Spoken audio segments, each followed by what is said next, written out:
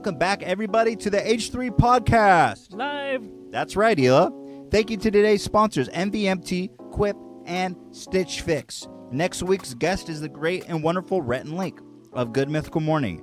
I'm very excited to have them. They will be joining us on Thursday at 7 p.m. PST, an unusual time. Please leave your questions for them on the subreddit. We will also be having an extra episode this Tuesday, top of the month. Joining us on the mic and soundboard will be the funny and wonderful good friend of mine, Zach Hadel, a.k.a. Psychic Pebbles. It's going to be a magical mystery ride. So join us on Tuesday. But enough with that peripheral BS, because today's guest is perhaps the most underrated YouTuber of all time. For sure. Of all time. His production quality is beyond anything I've ever seen on YouTube. And every video has the production quality and visual effects of like a multi-million-dollar Hollywood production. It's insane. He's been doing it for 10 years, and he's one of my favorite channels, and he's criminally underwatched. You may know him as Captain Disillusion.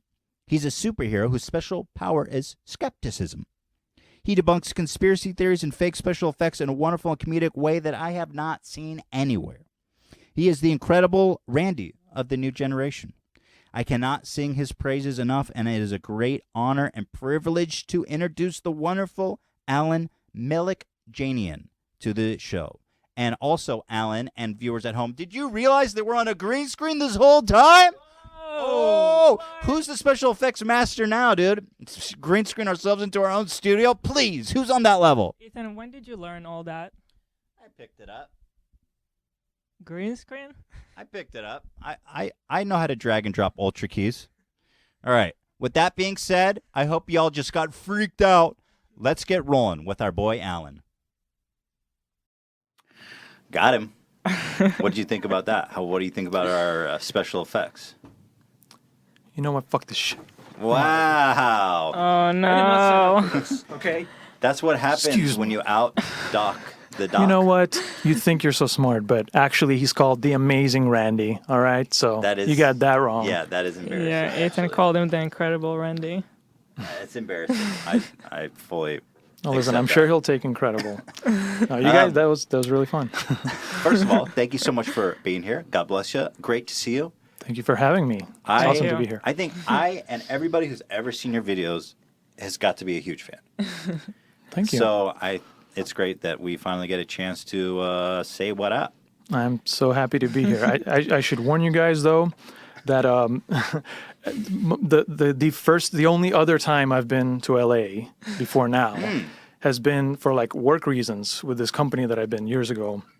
And we came here to get like an endorsement from a famous person. And our experience was we came to LAX, landed, went straight to Beverly Hills to meet in the home of this like well-known film director. Who was he? In our meeting, I'm not going to say. Yeah, but I'll say another name though, because during the meeting, which went fine, it had to be paused for a minute because he was visited by rock musician guitarist Slash, who just showed up with a DVD of a cartoon that he produced or something that starred like a kid version of himself that he wanted to show the director. So they watched it in his bedroom, like sitting on the bed. And you were there the whole time? Yeah, and we were there watching them watch this, like a couple of kids. And then, they finished, he left, we finished our meeting, went back on the plane. So I'm just saying the level of weirdness has to be maintained this trip. Like, if you guys can help me out. I have a story each time I visit LA. No problem. I can hook you up with some That's characters. hard to top. I feel like that's not an uncommon experience in LA. No, LA is a strange city. It's way too big. Everybody takes freeways that are like you can't see anything when you're on the freeway, so you have no grasp of what the city's actually like. And a lot of people come here for business. Their experience is being stuck in traffic all day, and then they leave. They're like, "What's the big deal with LA?" Yeah. But I like LA. It's just you gotta spend. You gotta spend like 10 years here and be like, yeah. I know. You gotta fall in love with it. Yeah. Over time. I get it. Do people fall in love with LA? It's not that romantic. Yeah, it's not that romantic. I think you Maybe fall in love people with who New succeed York. here fall in love with it. Yeah, that's how it works. Maybe. My first question for you is how long does it take to do that makeup? Used to take a really long time. Like I was so slow and bad at it. It took me like maybe like 45 minutes, like an idiot. Like it shouldn't look like it takes that long. And it's No. it looks pretty good. I mean, But I got it down to about 15, 20 minutes when I'm like just Nice. kind of breezing through it. But Like, still, it's a that's- process. And I imagine, like, how many shoot days do you have per video? I try to keep it to one for that very reason, but sometimes, we'll have like a proper like movie shoot day where it's like an 8 Wow. to 12 hour day where it's just like, let's get, because I do 12 takes of everything and I can't Right. really Wow. talk good.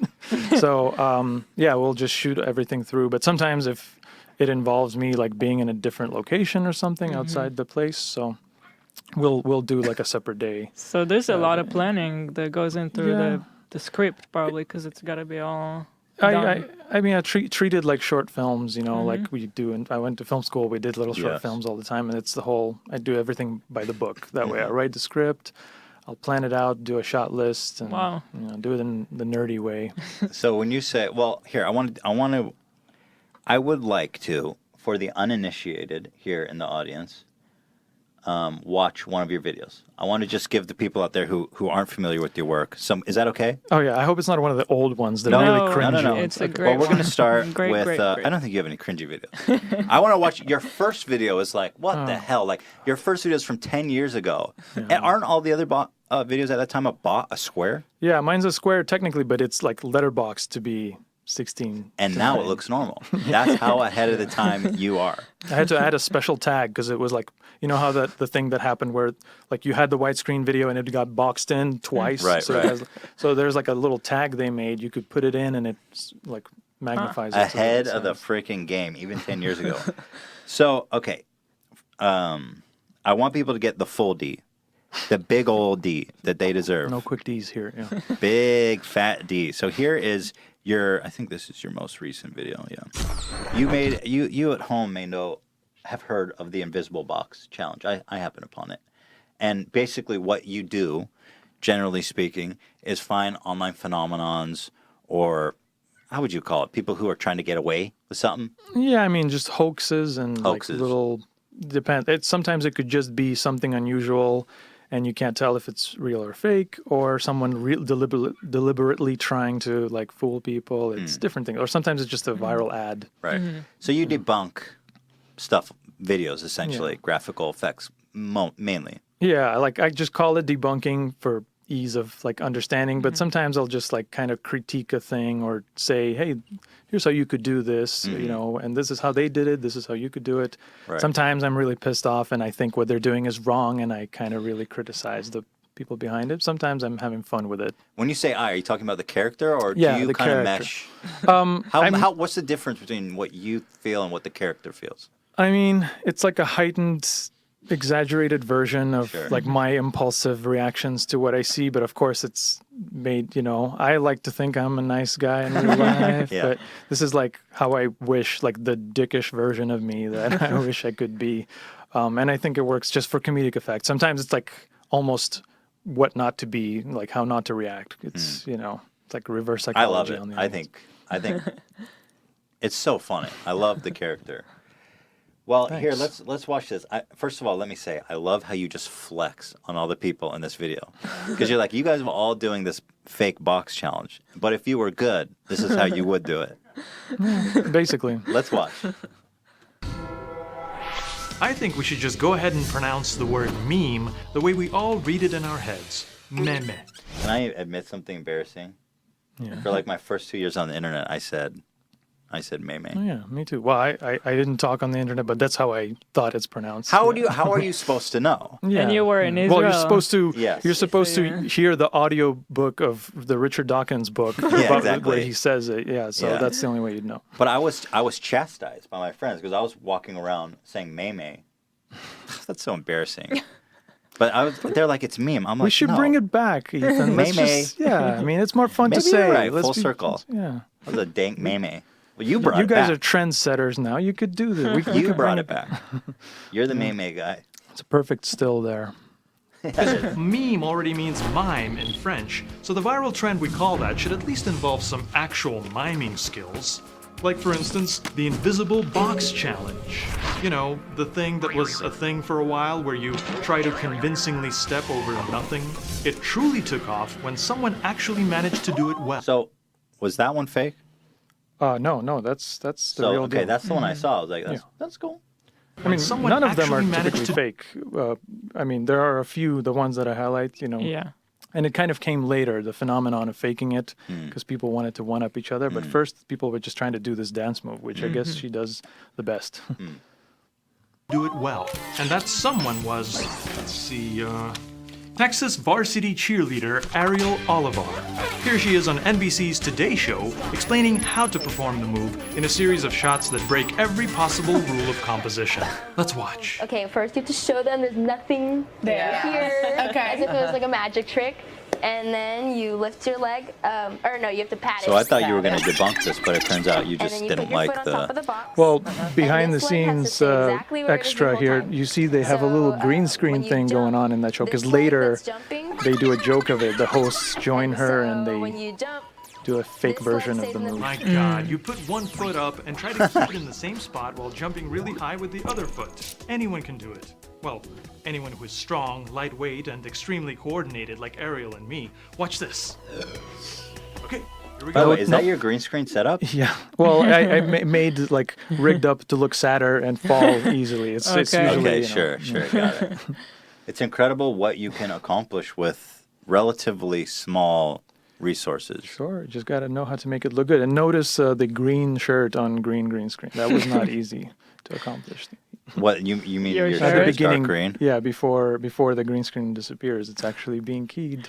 Hang You on. got to have the skills Hold to on, key hold on. green I on need to green. understand exactly what I'm looking at here. Like I'm Extremely wearing that green shirt coordinated there, like Ariel and me. but Watch it's this. being keyed on green screen for that little bit. And that's just, you know, That's just how you do that's it. experience. That's skills right Oh there. my God, Dan, how do you feeling about that? Are you insecure back there? A little bit. We were struggling keying out that perfectly lit, professionally set up green room. It's awesome. I mean, it looked good to me. Is that a good conditions for a greenie? For a yeah, greenie? Yeah. Yeah, we can't do Greenie. it. We couldn't do Greening. it. Got a greenie. Oh God, I broke every bone in my body. Ah. So the part that I For the rest love of you here indoor types, much of a is- challenge. So how about this? when you start flexing on these haters and show how it could really be done. Feel like much of a challenge. So how about this? My totally fake invisible box video breaks all those rules. The camera is handheld and moving. A clear shadow shows my foot not touching anything, and this alternate angle shows I wasn't suspended from above. Can you tell how I did it? So when you, I'll reveal the So answer smug. on this day. it's great. It's this so man? great though. So stay subscribed. So how click long that did it bell. take you to actually, as you go into the details of how you did it and putting dots on the concrete? Well, and we then, should show it. okay. That long, Yeah, I'll let's just show tell that. you. Okay. After finding just the right location They on the completely mean fake streets of shot of a Los city. Cajas, I Excellent. filmed the shot with a real box, dotted with tracking markers. I also put a dense grid of markers on the ground in front of the box. It's like so Knowing over the the top exact for something distance so between all simple. these markers helped me extract a camera solve and So recreate all the them. dots in the back you set up, like the Well, one the on dots in barn. the back are just features that are dot looking that I Got just it. used. But mainly what was important is that area. Got it. Got it. Move in 3D much more precisely than could be done with auto tracking. Armed with this 3D animated recreation, I was able to freeze one frame of the pavement without the box, which I made sure to capture right after filming the move, and project it back onto the virtual ground surface, making the box literally invisible throughout the moving shot. Of course, it also made everything else that entered the area disappear, and while the green on the box helped a little, I ended up manually rotoscoping my hand and foot and their respective shadows to appear on top of the box invisibility patch. Ironically, the biggest challenge was removing the markers that made the effect possible in the first place. Painting them away in one frame and using the same projection method as the box wasn't enough because my shadow moved across them. So I picked individual frames where various markers are in shadow, painted each one out, and combined a series of projections until I had a version of the entire grid in shadow. I then used the tracking data to stabilize a 2D projection of my shadow and rotoscoped it to create a mat that controlled when and how the shadow patches were revealed. After some final tweaks and color adjustments, I ended up with a pretty convincing take on a meme that was already extremely out of date when I started. But I'm not interested in being trendy. So, a couple questions. That was so great. Yeah, that was actually one of my favorite moments from your videos, of how that whole sequence came together. Yeah. How long did it take you to put all that together? Well, I release a video a month, and so the old adage that a task is going to take as long as the time you allot for it. Sure. So it pretty much takes me every day of the month to put it together. But the effects are definitely the longest portion, because I'll shoot it in a day. Like I said, I'll do the rough editing in a day, and then I just sit there for days doing the fine work. So you spend the bulk of your time doing all the visual effects. Do you edit yourself? Yeah, every moment of every video I've done on my own. Just sitting at night.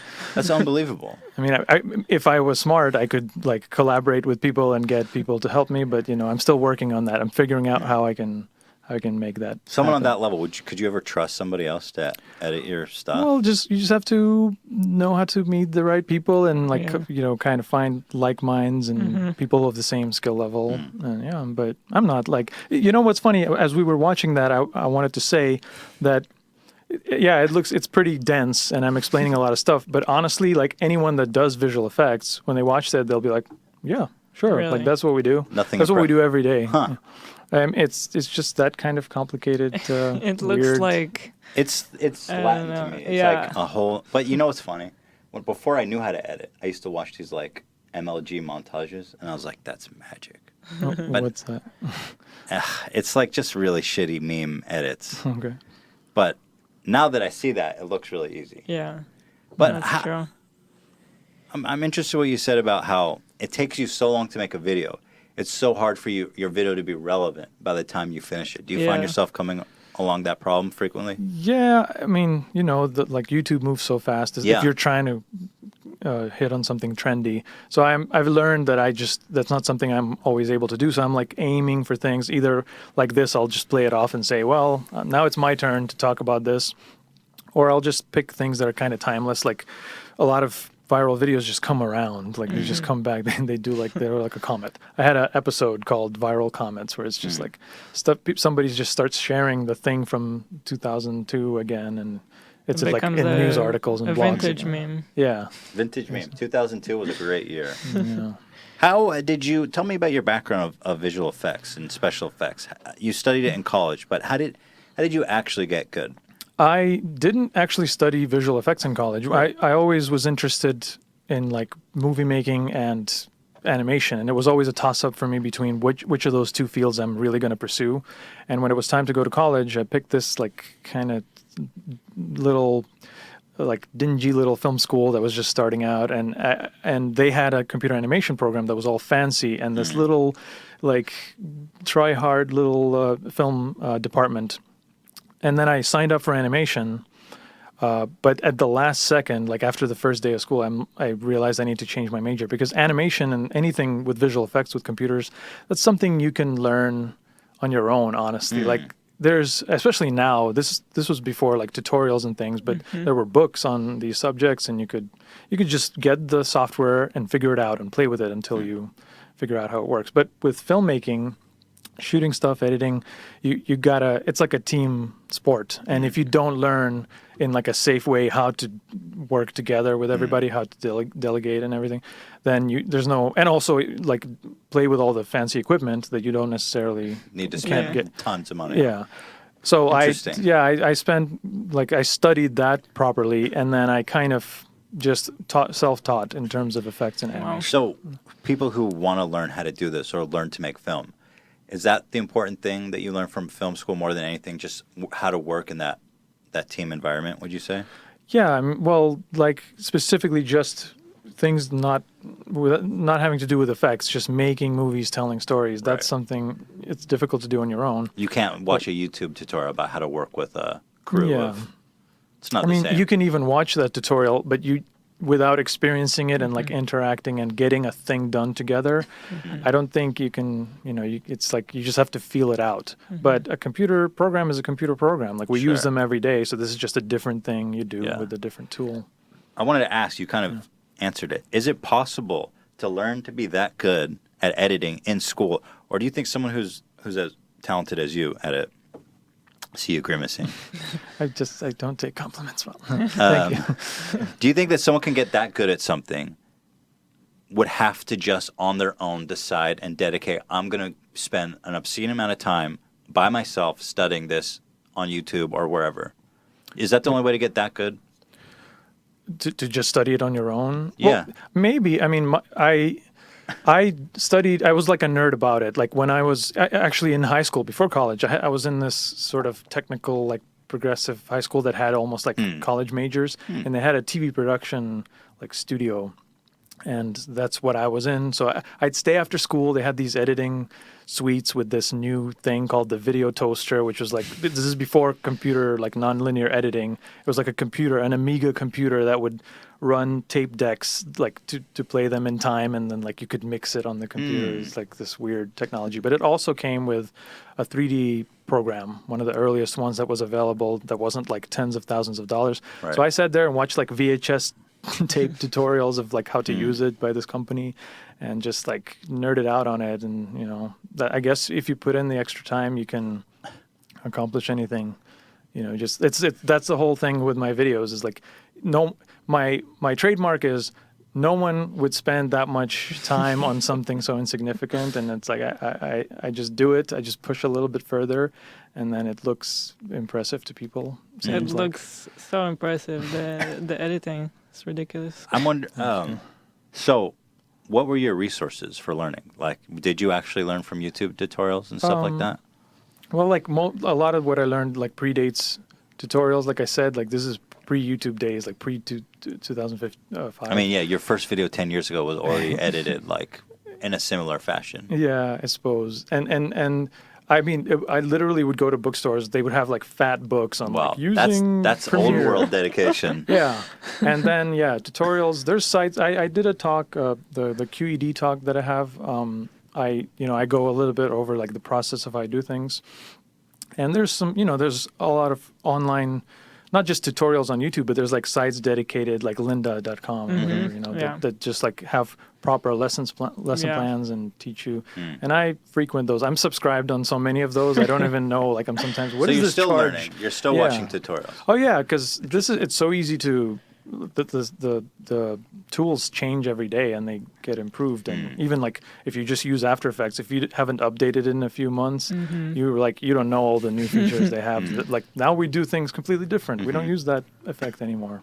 Which of those websites would you say are the most useful? Lynda, like I said, there's a thing called Pluralsight. It used to be called digitaltutors.com. Now it's Pluralsight. It's also like a lot of different. They cover everything. There's like a section on like programming or whatever, and then there's like just for arts and digital effects. It's kind of the incredible thing of today is that anyone who's dedicated can learn pretty much anything on their own. Yeah, and then there's sites that are dedicated more like to specific tools. Like I've been frequenting and become friends with a couple of people from this site called cgcookie.com, and they pretty much cover only like analog, regular art, visual art, and also this program called Blender, which is like a free, completely free, what's it called? Open source, like 3D software package. It actually does other things like compositing, and they're trying to be like from start to end. You could do everything on it. You could edit video and stuff, but it's mainly like its strength is 3D. So you could do like Pixar animation level stuff, really? And and it's free. For free. Yeah, you just download it. That's crazy. Crazy. It's crazy. And nobody has an excuse anymore to not like be a professional at whatever they want. I feel like you keep mentioning how you put all this time in for something insignificant. This seems to be a theme somehow. What is the most insignificant thing that you've spent the longest time editing? And how long did it take you? I think there's a lot of examples. The thing that popped into my head now, maybe it's not the most ridiculous example, but the Will Tsai video I did about the magician that was on America's Got Talent. Yep, I remember that. Yeah, he's got like online videos where he uses like digital effects instead of actual magic. And so I was there was a quick montage where I reverse engineer, like just display like, here's what was really happening in the shot. And sometimes I'm adding little elements. And there's one where he does a trick where he has a ukulele and he just like, it's like pink or whatever, and he flips it and it's green or whatever color. And I'm just to show that it was just like blue or whatever. It was a solid color, and just like with the green screen you guys did, he just keyed a different color and then keyed a different. So to show that I don't, the YouTube video quality is not that good. Like the compression. Sure. If you're zooming in on something like a ukulele, it's flat and you see all the artifacts. So I couldn't like key the thing he keyed and do it over. So instead I had to rotoscope this ukulele and every string of the ukulele like frame by frame so that the strings didn't change color. Wow. But I could change the ukulele and like paint it in and it was on the screen for like less than a second for sure. Oh my God. But I spent like a day doing that. Just painstaking. That's so funny. And as I was doing it, I'm like, why am I doing this? Just for 1 second. Hopefully. But it probably, yeah. I watched that video. It probably looked amazing. Yeah, I mean, it's like if it wasn't there, maybe it wouldn't make a difference. But if I didn't do that one and another little piece and another little, before you know it, it's not that interesting to look at. That video actually rocked my world a little bit when I realized that it was America's Got Talent, right? I think so, yeah. They were cohorts. They helped him cheat. Yeah, that's what it looks like. I mean, I don't know any other explanation. It's a big, like, I guess, claim, but I mean, I'm not making it lightly. It's like, you look, there's a cut there. Yeah. There's a cut. So unless they did it, maybe they did it for YouTube or something, I don't know, but it looks like the show. It makes sense, though, when you say it, like that they would do that. For people who haven't seen it, he does a trick. He's on like black velvet. What was the trick where you thought you It's like the typical, it's called the coin matrix, where you have the 4 coins and you cover them and then they end up magically showing up to the same spot. But he did like a flourish on it where he just made things like, instead of, just manipulating coins under cards, he just like would snap his fingers and they would just pop into places. And he transformed them into petals, rose petals, and then like it started out ordinary, but then became like amazing. And when he did these transitions that look like the old movie cut kind of effect, it literally was that, or at least it was assisted by like a little time compression, a little cut. That implies a lot because they presumably do it in front of a live audience. Yeah. Well, yeah, in that case, weird. I think what was happening is it was pretty much what you see, but they cut out like a frame or two just to speed up the mechanism. Just to make it a little cleaner. More. Oh, right. That's what you said. Because you said there's some kind of... It's like there's some kind of hatching. I don't know what it looked like. I have no way of knowing, but I can imagine. You know what probably happened? They're like, this looks so fake if you're watching. It's so obvious that without consulting him probably, and even they're like, let's fix this because it looks horribly fake. I think, it might not even look that fake, and maybe to the audience watching it on the monitor and on the screen, and it would look fine. Sure. But if you're going to put it on TV and on YouTube, people are going to look at it frame by frame. Yeah. So now you have no choice. So maybe they were like... But I don't know is that okay? No, I don't think so. Especially in a talent show. It's like, you suck, dude. You didn't do it good. Yeah, I mean, or just risk, people will see that there's a thing for a frame there. It's like magic that isn't real either, Just let them see what it is. I love that. Like all of your videos. Thank you. I have to compliment you more. Don't you love this guy? Well, I'm learning to take compliments better. I'm just gonna say we'll work on that. Let's take a quick break. We are going to be back. I want to talk about the Gateway to Sedonis video. I love that. There's so much in there. So we are going to go to a quick commercial break, and we will be right back with your boy, The D, a.k.a. Captain Disillusion, but I like to call him The D. So come get The D in a minute. Thank you to MVMT Movement for sponsoring this week's episode of the H3 Podcast. You guys have heard me talking about MVMT. You know that it was started by 2 college dropouts that started their own watch company. It's crazy how fast this company has grown because they've sold almost 2 million watches in over 160 countries, and they continue to revolutionize the fashion world because they believe that style shouldn't break the bank. What these guys are doing are selling high quality, incredibly made, beautiful watches for a fraction of the price that it would cost you from one of these traditional retailers. I don't know if you've checked out the site lately, but they have doubled the number of watch styles and now are selling high quality sunglasses and just introduced women's bracelets. Hila. They have really cool ones with barbed wire. Barbed wire? Ooh, careful. Ooh, a little dangerous, a little spicy. You may know, for all of you people who aren't lonely ass this Valentine's Day, it is around the corner. And it can be hard to find that perfect gift, but MVMT is here to make it easy. You can buy your loved one a Valentine's Day beautiful custom gift box, which has a watch and a bracelet. Imagine your girlfriend. Oh, Ethan, you never do anything for me. It's not direct toward you. I'm just hypothetical. You never do. I don't expect anything. He never does anything for me for Valentine's Day. All of a sudden, oh my God, a custom box shows up with this incredible, beautiful. Show this. Look at how beautiful this watch is. With a bracelet, it's like, oh my God, guess who's getting it tonight, boy? Maybe I should get you that. Maybe you should. Maybe I already did. Honestly, this is going to be the perfect Valentine's Day gift. Their bracelets are the perfect complement to the watch. It's a beautiful to stack and wear them together. Or if you just want a slick, beautiful watch, go to mvmt.com/H3.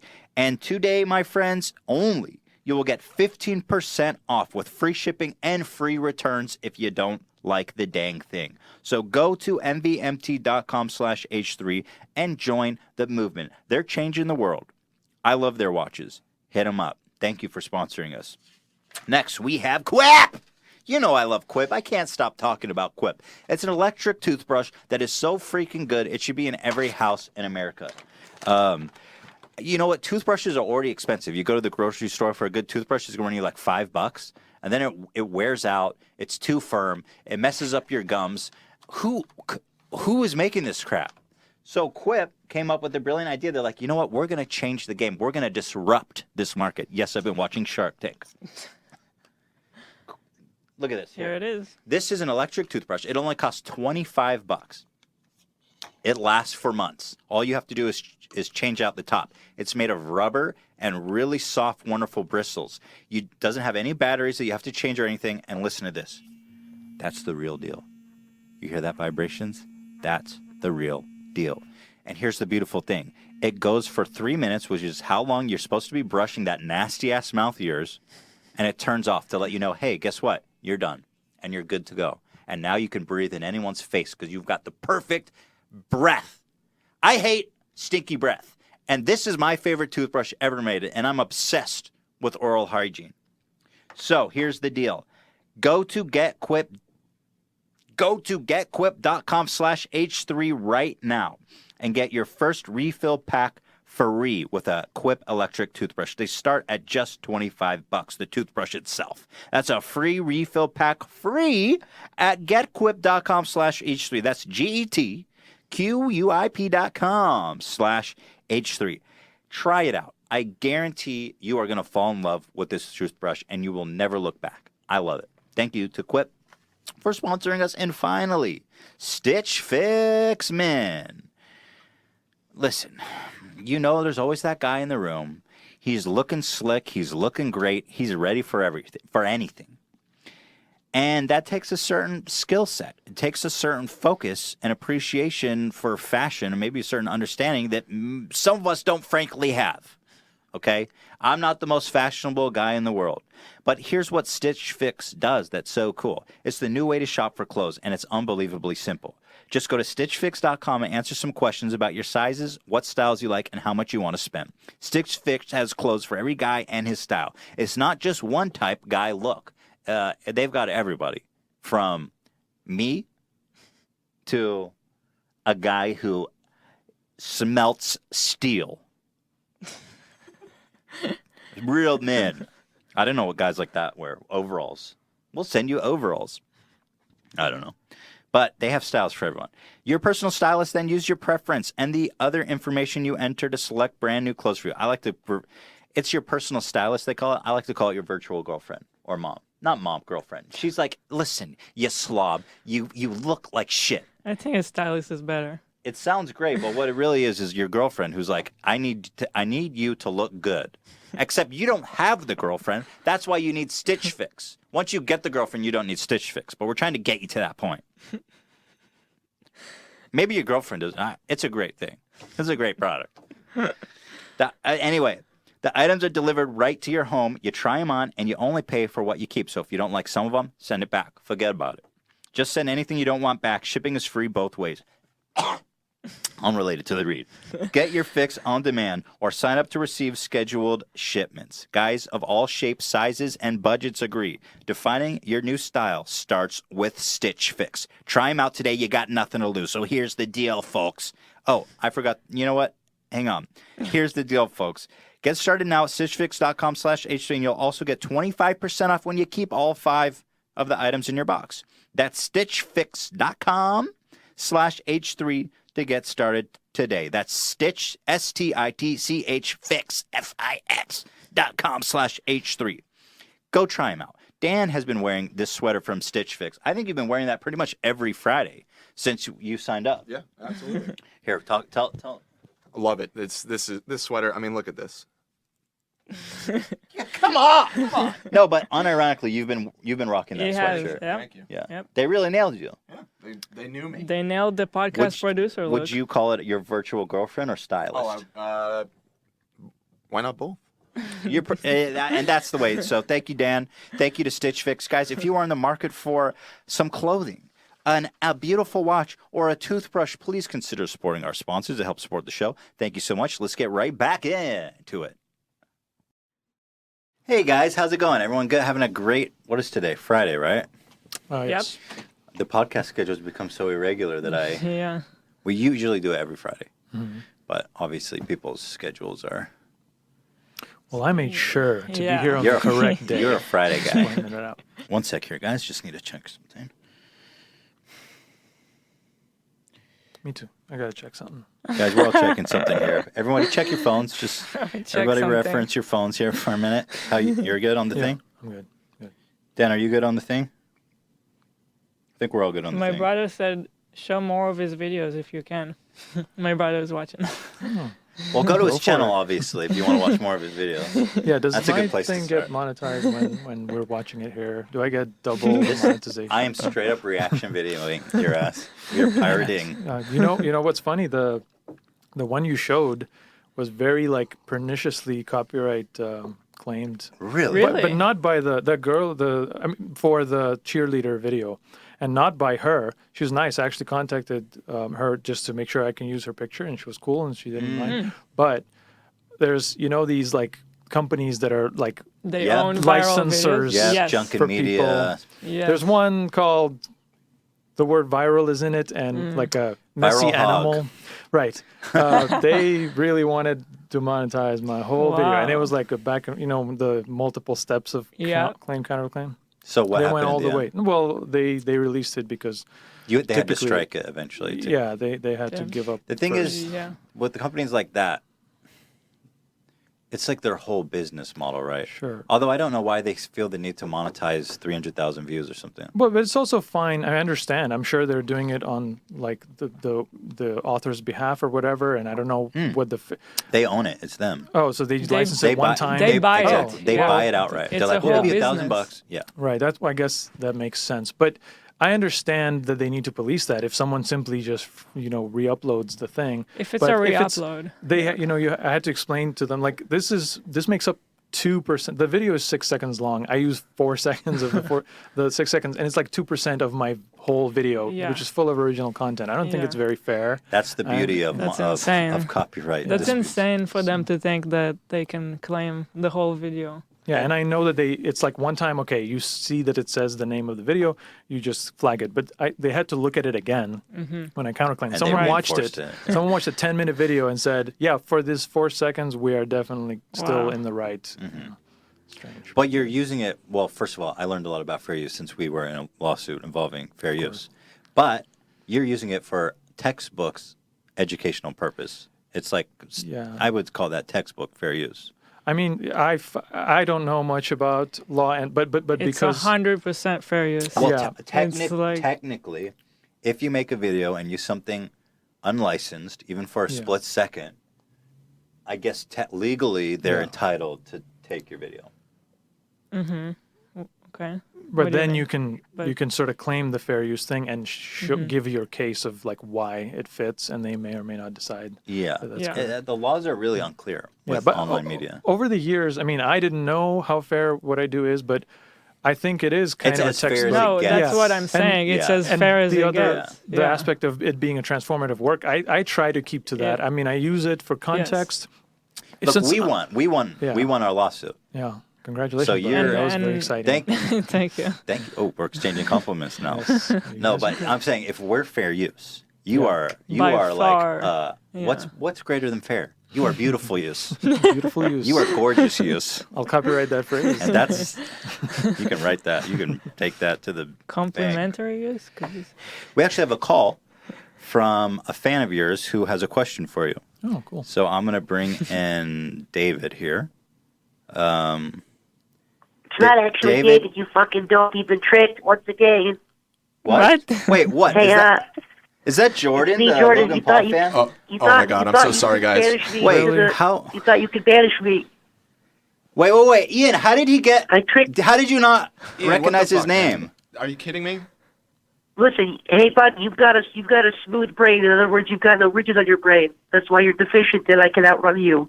What? I can outsmart you every step of the way. I want to hang up, What? but he's just so captivating. No, I just want to say real quick, please don't be mean to me. I'm just a child. Okay. I'm only 11 and a half. But I just want to say really quick, I think you're still being rotten about Logan Paul. I think he redeemed himself. He spent over $1 billion on the... He spent... Well, Logan Jordan, Logan Paul $1 spent $1 billion on suicide on suicide prevention after he came Jordan. back. So I just want a formal apology live. That's it. That's all I want from you, Well, sir. first of all, Jordan, it wasn't $1 billion; it was $1 million. I agree that was generous, but it was one. doesn't it seem was like $1 billion?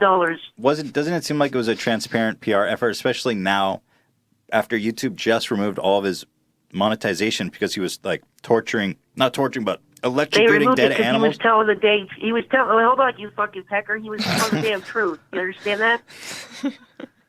And I'll say something else while we have Captain Disillusion here. I want Captain Disillusion to debunk you and your fraudulent lies on Logan Paul.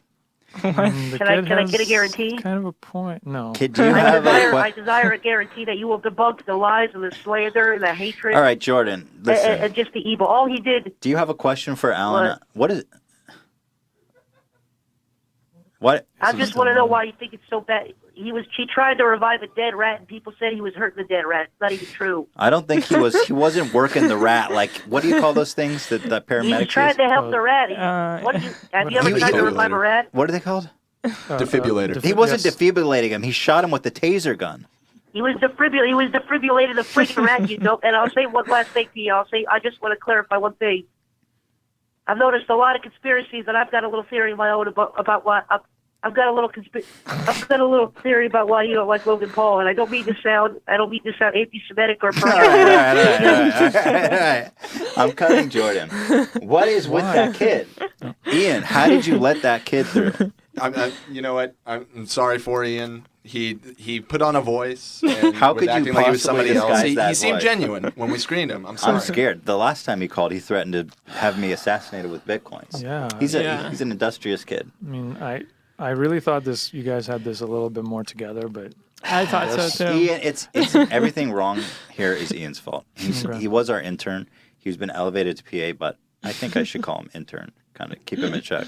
that's fair. All right. Oof. It's hard to come back from that. All right. Wow. I'm all riled up. Just look at me. Sorry again, guys. You were born in Latvia in 1980 during the Soviet era. How do you know all these things about me? That's classified information. It's on Wikipedia. Wikipedia.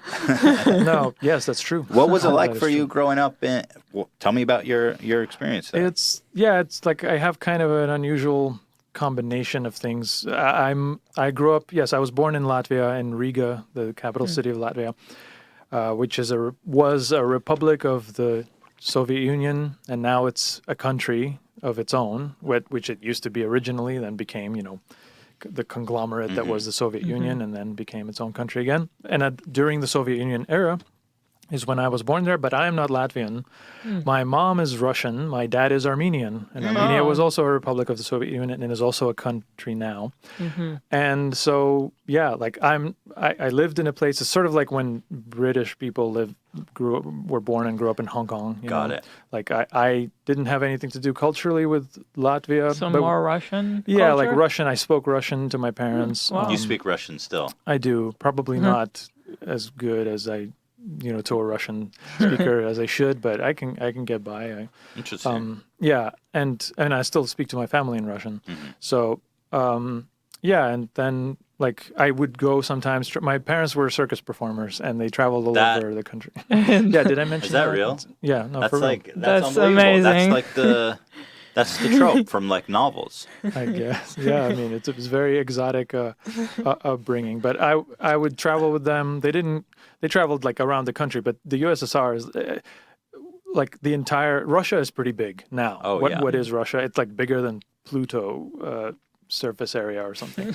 But it was huger then because of all the republics were included in it. So it was this monster of a country, and they toured everywhere. Because in Russia at the time, maybe still, circus is a little more like a high class kind of entertainment. It was like regular circus in the Soviet Union was like Cirque du Soleil here. Like it was like this thing. Every major city had a circus building, like a proper little built building for it. And they would, my parents would tour with different companies, and I'd go with them.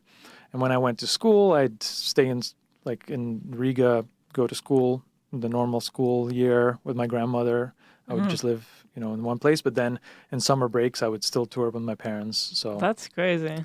As a kid, it was a weird. You enjoyed going on tour with them? Yeah, I mean, I look forward to it. It was fun. There's you feel like this exclusive club because there's other circus kids of other performers, and you get to like run backstage and hang out, and all the local townies are like these like lame children, and we can run away from them to the behind the scenes part of the circus. And so your parents are extreme athletes? Well, no, the act that they did, my dad was a circus performer from young age, and he was first an acrobat. Yeah, he was in an acrobatic troupe. Then he became a juggler and like a clown kind of sort of comedy character guy. And he was in partnership with this other famous kind of comedian mime guy from the Soviet Union. And then he went out on his own. And then eventually my mom, who was just a medical school student, she in Latvia, he performed, he toured in Latvia. Wow. She ran away with him. She ran away with Dude, your dad is killing it. Yeah. Your mom literally ran off and joined the circus. Yeah. It's unbelievable. Against her family's wishes. Wow. And she quit medical school, not just ran That's away. like the biggest betrayal. For a parent. Yeah, for a parent. She quit You quit medicals. medical school? So, wow, that is pretty insane. And together they had like a hula hoop act. I don't know if you've ever seen this kind of thing where a woman will do like a bunch of hula hoops and do crazy like things with it. And they had sort of a duo kind of act where they would be these like cowboys, like this cowboy duo, and do like it's sort of half comedy, half sort of this skill juggling demonstration. I did not expect that background for you. I'm still not sure if you just made all that up. Captain Disillusion. No, honestly, that's completely real. That is amazing. So how did you end up? How did you come to be here? Well, like a lot of people from that time, from that era, from that place, it wasn't that fun. Like there were a lot of problems. Like me as a child, I actually don't have like scary negative memories of the Soviet Union. It was like this not little, but like this isolated sort of thing where you don't know, you have an inkling of how the outside world is. It's a bubble. And you have a clear inkling that it's cooler and better. Like outside of the country is Disney World, and here it's a little bit like the soap only looks one way, and everything you buy is one kind of thing. It's a little bit gray. And I find that interesting. Even people living in the USSR at the time knew that it was better outside because there's that powerful propaganda to make the rest of the world seem scary and bad. Yeah, I think when I was growing up in the 80s, that was when it was like the veil was falling away, even though the Iron Curtain is still up. Yeah. And people knew it's better. Like people, especially among performers, that's one of the only kind of groups that would be able to go outside the country, or like athletes and stuff. Right. You know, they go with like a little KGB agent in tow and go. So there was agents with you guys when you traveled? No. Well, like I said, during my time growing up, they never went abroad. But like before I was born, my dad traveled all over the world and stuff on his own. And they would have like an agent responsible for the troop. And, so what was your dad's perspective on the USSR, having been outside the country and everything? He was always kind of like a wry, kind of like rebel, but not like he wouldn't, mess with anything. Yeah, he would just be like, I don't. There's every place, even the circuses, the backstages of circuses had like a red corner, they called it, a red room or whatever. Maybe my red room is based on that. I haven't thought. But where it would be like where the Communist Party, because everyone in the country is part of the Communist Party. It would have little meetings like related to party patriotic things, and he would never go to those things. And it's like he didn't take it seriously. I just read 1984 for the first time. It's incredible the parallels. I mean, it was clearly based on communist Russia, I think, the book. That makes sense. But hearing you talk about it really conjures the visions of it. Yeah. And it's strange because I understand that stuff now, but as a kid, like I didn't feel the ominousness of it. I just thought like this is where we are and the world is cooler. Like it would be nice to go to America one day. And a lot of people thought that way, and they concocted plots to do it. Like my parents did the old, like that movie, what's it called? Something on the Hudson with Robin Williams, where he plays like a Russian guy that defects.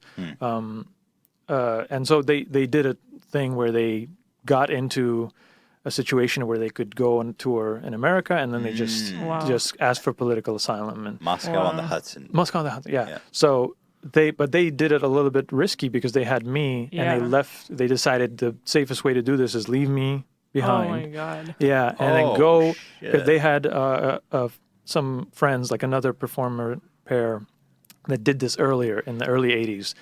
So they had this contact out here, and they helped him arrange that stuff. And then they went, and they knew that they'd be gone for 2 years, having left me behind. And they would get asylum, they would get proper status, and then they would, hopefully, the way the rules worked, they knew that they would allow them to have their child. Eventually. But they kind of banked on this working, and they did. Luckily. So did you know what they were up to?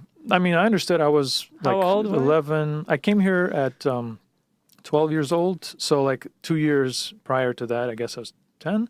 And I understood it, but I was too little to be too freaked out about it, I guess. I was like, this is the plan. Yeah, I guess I'll just wait. And then for 2 years, I was without my parents. Yeah.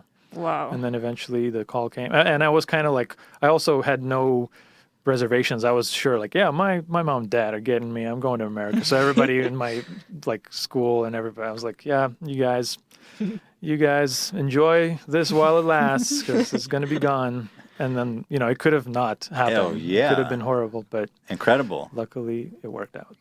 Wow. And then you came here and you had like a million kinds of soap.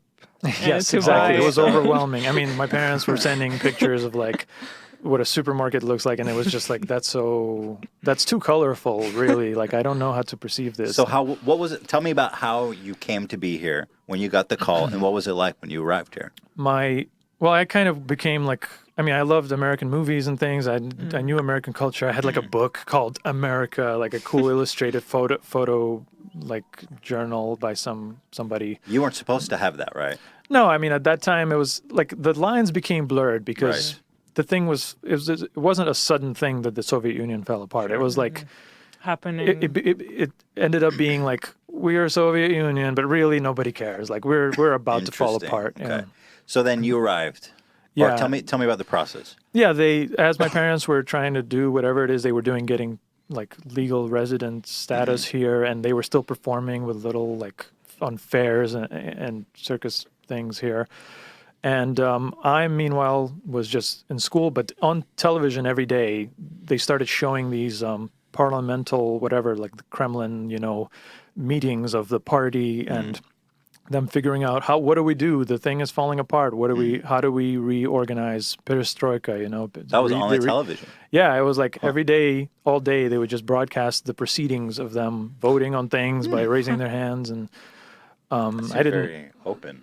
Yeah, I guess that's strange, right? But it just shows that it was this strange process where everybody in the country, I guess, was just like over everything, and they just wanted answers, and they wanted to know what are we going to be now? How is this going to work? So they just started showing people the process, but nothing was changing, like other than like weird feeling of a little bit of like a wartime thing where like sugar became like a rare commodity. You had to have like little tickets to get your ration of things like sugar or other products. Right.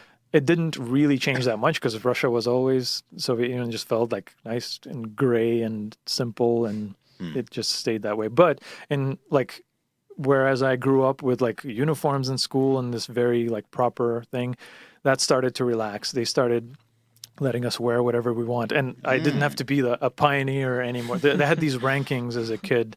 When you reach like third grade or whatever, you get this little pin, this little star with Lenin on it, and you're a little, I don't know how to translate it, like October.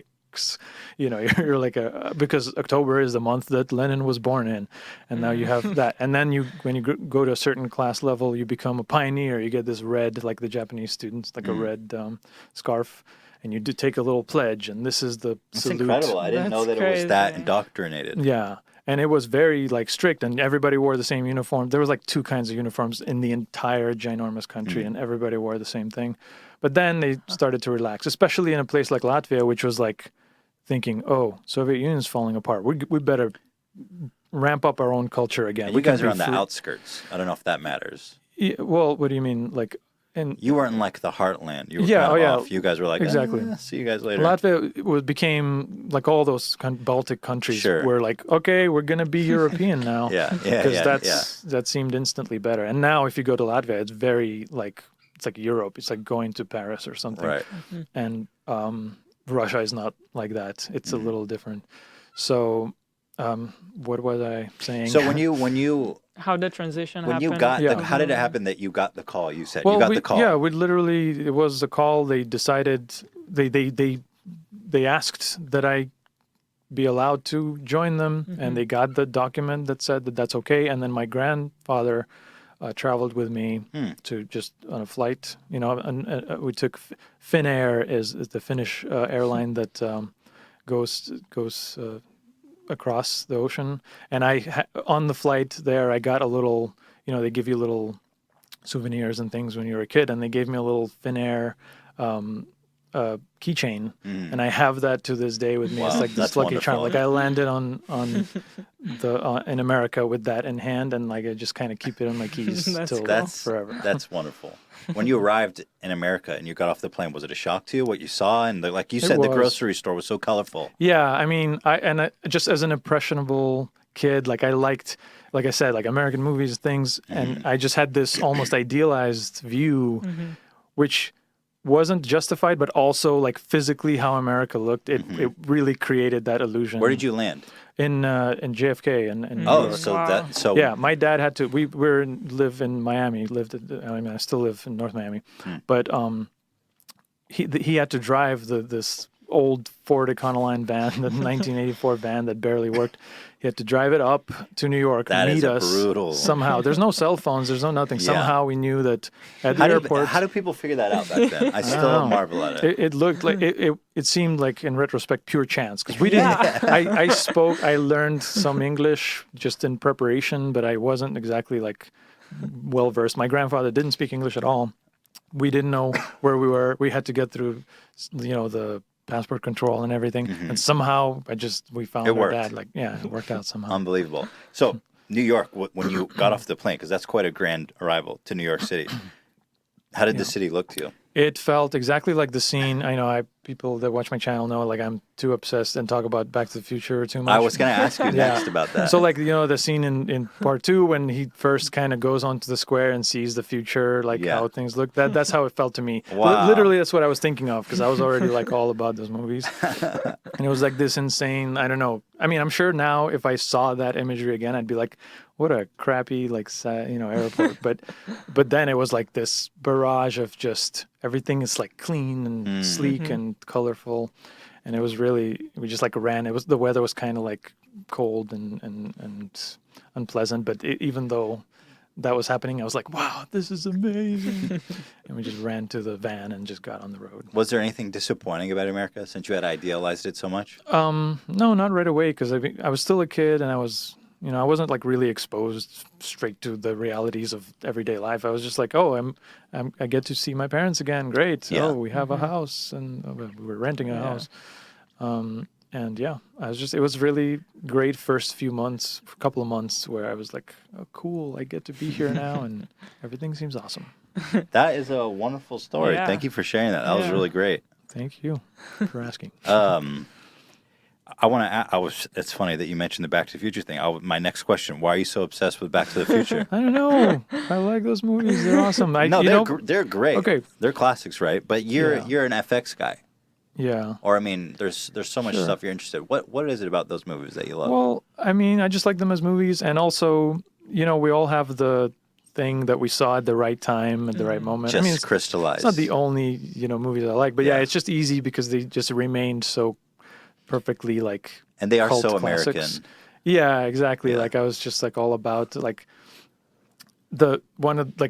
a mail, like the typical American mailbox, that shape, the sort of arch thing. I was like, I want to have that someday with the thing. Do you have one now? The little stick. We had that in the house that I arrived when we lived there. I don't have one now. I just have a boring one. A little like. I'm glad you had that though. You were able to enjoy having that as a kid. Yeah. I missed those, man. You put the little red arrow up. Yeah, I was like, There's I had no to Reddit. research what does that mean? What is that for? Because people didn't pick up mail from your house in Russia. I actually That was don't know weird. what you're Red talking arrow about. is? Okay. No. It's a beautiful thing. It's a little flag. It's so beautiful. It doesn't really exist anymore. It sounds great. But so all the mailboxes on the street have a little red. I don't know how to describe it. It's like It's a a tag. flag, like a it's a flag. little- Yes, it's yeah. a flag. Okay. So when you have mail in there that you want to send out, you put up the little red flag. So The mailman knows that he should pick something That's up from cute. there. A little red flag. God The first bless time I saw America. that was like in a Mickey Mouse comic book or Right, something. I yeah. was like, cool. I don't know why, but it's the little things. What movie has your favorite visual effects in CGI? I saw that in the thread that people asked that. It's hard to judge because I like effects for different reasons. Like sometimes the most awesome effects is the stuff you don't see, the stuff that's invisible. Sure, And yeah. like a movie like Forrest Gump, when it came out at the time, was like this sort of like regular drama, human drama. But there's like a ton of visual effects there, Really? just to make the it air. look. I mean, the feather scene. Oh yeah, starting with the feather. Where But it's what like else this, was there? I mean, I guess well, just the war wartime stuff. stuff, yeah, and just a lot of they did a lot of touch ups on like when he's on. Hey, shrimp that's boat the and whatever. Robert Zemeckis Yeah, too. yeah, that's another Robert You're Zemeckis movie. you're a fan. I can't. Yeah, I'm like, yeah. What I need to think of something else because, like, yeah, what's a not Robert Zemeckis movie? By the way, No. I love Forrest Gump. I love. When I love it first too. went to see Forrest Gump in the theater, I didn't know anything about it, know what it was about. Yeah. Everyone was just like, oh, That's the Forrest Gump. best. I was like, what the fuck? Like, name is so stupid. What am I going to watch? I came out and I was just like, Yeah, that was my oh experience. my God, I'm blown away. It's awesome when you can just avoid every piece of information. Yeah, that rarely happens now. Yeah. Like, I feel like it's Yeah. impossible I think now. the last time that happened to me was Slumdog Millionaire. I was like, somebody said, "Oh, let's go to the movies," and there's this thing, and I never heard of it, and I was very affected by it. And I don't know, like maybe purely, like I don't know, do you like that movie? Like some people don't like it. Yeah, some people, I like it. Yeah, but it's like it was really when you go in fresh, it's like And the It happened to me the first time I saw the Titanic in Oh, yeah. theater. really, Yeah. how did you Titanic? avoid promotion Yeah, of how the Titanic? hell? of all Well, in movies- Israel, I was in Okay. Israel. So you're like, what is this Titanic? And I was Did you a even teenager. Know, did I you- had no you idea. didn't know the story of the No. Titanic? Anything? So Wow. like Yeah. sometimes we would just go out, the friends at night, so you would go to see a movie. So it was all about like we're going out with friends. I didn't even care what we were doing. you know. So we're just like, Sure. okay, we're just watching this movie, Titanic. I have no idea. Did you come out in love with Leo? You loved Leo, didn't That- you? You had Leo link on your fucking seemed wall, like yes. didn't you? I didn't. Yeah, you were like, damn, she could have scooted her ass over a little bit and let his ass on the No, but floating I door. love the movie. Yeah, That's actually, great. I love it. it's weird. Over time, it's still a great movie, but I feel like Well, over time especially at people that like it time. less for some reason. Well, I think it's more of a thing of like it's become a cliche, and you haven't Yeah. seen it in Yes. forever, and you're like, Titanic. But when you watch it now, It's like great. James Cameron is another one of those directors that's like I struggle to find something that's not awesome that he's done. Maybe Avatar is a question, but No, but well, I didn't like Avatar at all, Yeah. but I really appreciated the work that they But put yeah, into it. The word. it's like whatever he takes on, he just like does it 100%. It's incredible. Yeah. The storytelling part, and he's like, I would say like more than Zemeckis, even who Zemeckis is known for effects films, but I don't think when you listen to him talk about this stuff, he's like hands off on the effects. He works with awesome people, like he did Who Framed Roger Rabbit. I'm sure he did not learn everything there is to know Sure, about yeah, the of animation, but he knows like how to delegate that stuff. But James Cameron, I feel like he understands all of the stuff. He'll be like over the shoulder of the effects people of the sometimes you see him with the camera. He'll like shoot Right, the action yeah. sequences. Yeah, I love all his movies. Do you ever as well. want to make a movie? What is your dream Yeah, to I create? made a movie. Well, first Or let's say like a blockbuster. Yeah. But my only experience is making a feature-length film is right out of college. I worked a couple of times with this Russian director who would come here and like do these super cheap like B movies with like he'd bring aging Soviet Union era like stars of the screen, Really? just like for cheap at that time, after Soviet Union. And he would bring them and do these like super corny, like raunchy romantic comedies in Miami. And I would help him a few times, and like because he just used whoever like locally, and I spoke Russian. So, and then we're like, that's what people in Russia watch, these like awful like direct to video, made on video looking things. So my dad and I were like, hey, that's a way to do something. Let's make this kind of corny Russian movie, but like with a little bit of professional American veneer. Right. And so we made this kind of like super cheesy For the film Russian called- audience. Yeah, like we were hoping to sell it to like there's Russian channels in America, but also maybe Got over it. there. And then like we sort of overreached and underreached at the same time. Like we made it too silly and also weirdly like cinematographically sophisticated, and it just was this hodgepodge that wasn't appealing to anyone. So I made this feature film about like a Russian family in America, whatever, with the typical thing you would think of what that movie would be. And it was, it's like a thing. I was like, oh God, I can't believe I Can made anyone that. watch that? Is it available? No, it used to be on Amazon, but not anymore. And I'd Throw it like up. to keep it that way. Let's throw it up. Somebody No. pirated it, put it on YouTube. It's probably a trailer know of what? it somewhere. I feel like that could have been a hit. It could have been I a should hit. revisit it and maybe like dub it. Well, it was like there was Dub parts it. of it that were in Right. English. They were like Russian people talking to Americans. So it's like there's a Russian version of it, there's an English version of it, and no, you In don't a want al- to. in a- Trust me, you don't want to In see an this. alternate universe, that's everybody in Russia has seen that. I mean, depends on what I accomplish in my life. Maybe then it'll be this weird relic. If I, it's like look at how he started out. Look at this horrible thing. What's your dream like in 10 years? What is your dream of what you want to be working My on? dream is cheesy. I would like to direct feature films. Feature but films? I don't now. TV shows? Well, see, it's funny. Like all my life, I wanted to just be a film director, but now it's like we've reached this age where I'm soberly trying to look at it, and I'm like, cinematic films, like that's almost on the way out. It's weird. Like It's they don't really make the weird. money. It's hard to put that together. You have to basically be already in Hollywood. Like it's Well, what about a show like a Yeah, like so- a science show? like a Netflix thing. Like Netflix is awesome. If I had anything, a one-off kind of movie or a show on Netflix, that would be like, I think I would just hang up my jacket. Has nobody ever offered you a television show or anything like that? Not yet. but- Has YouTube ever acknowledged you in any way at all? well, I got the silver play button. The gold. No, the gold. Which one's the 100,000? The silver. one. The silver. Yeah, you don't have the gold yet. No, is that one? That one's like a bigger one, right? It's Someday. pretty big. I'm Ian, halfway can there. you drag ours in here? Ooh. No, I'm just kidding. I'm kidding. That's cold. I'm kidding. I want to see a television show from you. It already feels like it when I watch one of your videos. I feel like I'm watching a TV show. Like, well, the thing is, it could easily be on Netflix. Well, I mean, I don't know why I'm doing it, but I am doing it by like the rules of, like, I used to even like compose the shots. You know how now when you shoot shows, it's 16:9 screen, but they shoot it so that old grannies with square TVs still can see every important element. So I used to frame my stuff that way and have like titles, make That's sure unbelievable. Yeah, and I even now like the soundtrack, I do it in a way that you could take out the dialogue. Sometimes for patrons, I actually do that. Like, here's the no dialogue version of the video with all the sound effects. What you achieve by yourself with the support of your patrons, of which I am one. Yeah, so I saw that. Thank you so much. You're welcome. And anyone out here who would like to support Alan, please go to his Patreon. I'll put the link in the description.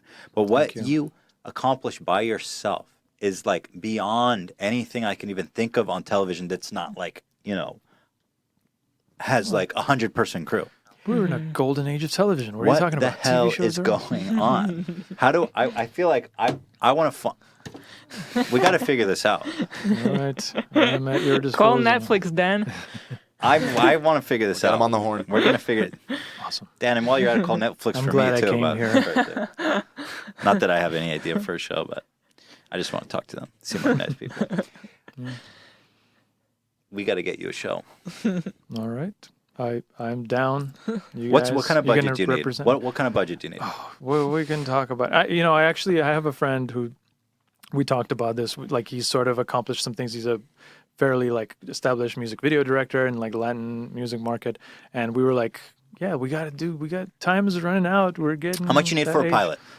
I don't have those figures. Put a spreadsheet together and give it to me. But yeah, like we stopped at a. This is business. This is entertainment anymore. Can we get the cameras? Let's talk about it. No, seriously, like there's different things. I mean, I've talked to people about, is there a Captain Disillusion proper show format thing, or can this just be like, is the character worth something as a thing? Maybe some kind of fictional universe and things. Maybe it's not a skeptic thing. I don't know. Like I would just like I don't think I'm that interested in being like an educational guy. Like my channel, I've never looked at it as an educational and it's channel. not quite either. It'd be hard to carry that character through 22 minutes. But I think maybe it would work good as like a host and a segment of a variety. Could be, but actually now you reminded me, like a thing I've repressed in my mind. I did have a, not a meeting, but a call once. I forget what the network was, but it was somebody, it was not Netflix, but it was like a television network, or I don't want to say the wrong one, but they called me. They wanted to just like this sort of probe little like talent scout thing. Like, hey, we like you. We think you're, you whatever, we want to talk to you, whatever it is. What do you want to do? What's the thing? And then I was suddenly put on this conference call where they had like producers and talent people and whatever, and I was like meekly talked to them and I did my best, but then I never heard from it. I guess I didn't make a very good impression. I don't pop on the phone, I got that weird croaky voice. Nobody pops on the phone, especially when they put you under the gun like that. Yeah, it was but it was a cool learning experience. Like you just have to have the thing in hand and you have to explode at them and I've learned you need to disgustingly you have to feel ashamed when you come out. I guess, that makes sense. You have to be like, I'm such a asshole for saying those things about myself. Yeah. Well, every time that happens, I learned a little something. All right. We'll see how we'll take this conversation further off the record. But 6 months, you're gonna be on Netflix. Awesome. I'll hold him to that. I want to shift the topic a little bit. Here is some pictures from the recent Superman films, of which I hated, by the way, for the record. I thought they were so awful. And there's such great lore about Superman. And they've done some great things with like, I loved Batman, the original trilogy with Christian Bale. I was hoping for some real storytelling, but this movie was just a real fucking stinker. Yeah. I hated it. You remember when we saw that? I didn't like it at all. I have not heard any good things, so yes. It starts on Krypton, and there's like all these animals zipping around. It's insane. regardless, they had to do reshoots for the movie, and he had grown a mustache For another movie. film. Yeah. So like, no problem, we'll edit it out. Well, the worst decision ever made. Here, this one is even better, I think. Yeah. What's going on there? Yeah. Is this a bad job, or is this just like almost impossible to do good? Well, yeah, I want to say I don't know the movie, and I don't think it's good, and I don't know why it's such an insane concept that they would do this. Like, It's not a practical approach. no, but I have to say, like, I think we're hating on it. I mean, yeah, not the best frame, but I mean, once this is the rules of the game. He has a mustache, you have to replace it. I think they did the best As possible. good as you can. Yeah, Yeah. and some of it we have to admit, like, we know what was done. We're primed for it. And Sure. it's Yeah. like The it audience makes a wouldn't big notice. difference. Yeah, like in the old dude in the Rogue One, like everybody knew everything about the fact that this is a digital character, and everybody, was like, "Oh, uncanny valley." Yeah. But my girlfriend doesn't care about Star Wars, and she didn't know about the digital character. We watched that movie. was She great. had no idea. It was Like, honestly, I yeah. thought, really well done. Yeah, There's some poor son of a bitch at home who's like, I spent 10,000 hours yeah. on that one scene. Well, they had that. Wasn't someone did an AMA on Reddit who claimed to be Really? to work, but I Really? don't know. I read that whole thing, and I was like, is he for real or not? I wasn't. I just couldn't come to a decision if he's Probably fake if it was Yeah, on Reddit. the way he talked about some things seemed a little fake to me. Here, I want to go back, and now, as you've no. explicitly said, hopefully not something old and Should have cringy. kept my mouth shut. I want to go back 10 years to your very first video. Now, what strikes me about this video, and it's short, but I want to watch it with everybody, just to give you the glorious history of the D. Can I call you the D? Does anyone else call you that? That's fine. They call me all kinds of things. The D. What strikes me about this is, first of all, it's 10 years old, Yeah. which is pretty much 11 now, almost. So that's like as old as YouTube gets, really. All the videos back then were square. Somehow, yours is a rectangle. We talked about that already. That was surprising. Second of all, the character is like fully developed already. The character, the lore, the corner, you've already developed it from this first episode. But that in itself is an illusion because I didn't know what I was doing. I just made a thing that looked like a thing that already exists, and that was the point. It was like we're cutting into a thing that's a established show, but it wasn't. I didn't know. There was no plan. Like, I just, in fact, this is the things I say in this video. The script of it was written like a while back before I discovered YouTube. It was like a blog post. I did a MySpace. I would do dumb things for friends on MySpace, and I just wrote that in the voice of this Captain Disillusion character. I didn't know what it would look like, what the point is. I just thought, I wanted to sound sarcastic and talk about this penguin thing, and I just did it in terms of like in the form of stills. And then when I got on YouTube and I tried a couple of stupid things and nothing, was really catching on, and I thought, like, what's another weird thing I have? So I dug up that blog post and I thought, how can I make it look weird? What do I have? What if I was silver like that? Well, I have this weird mustard looking jacket.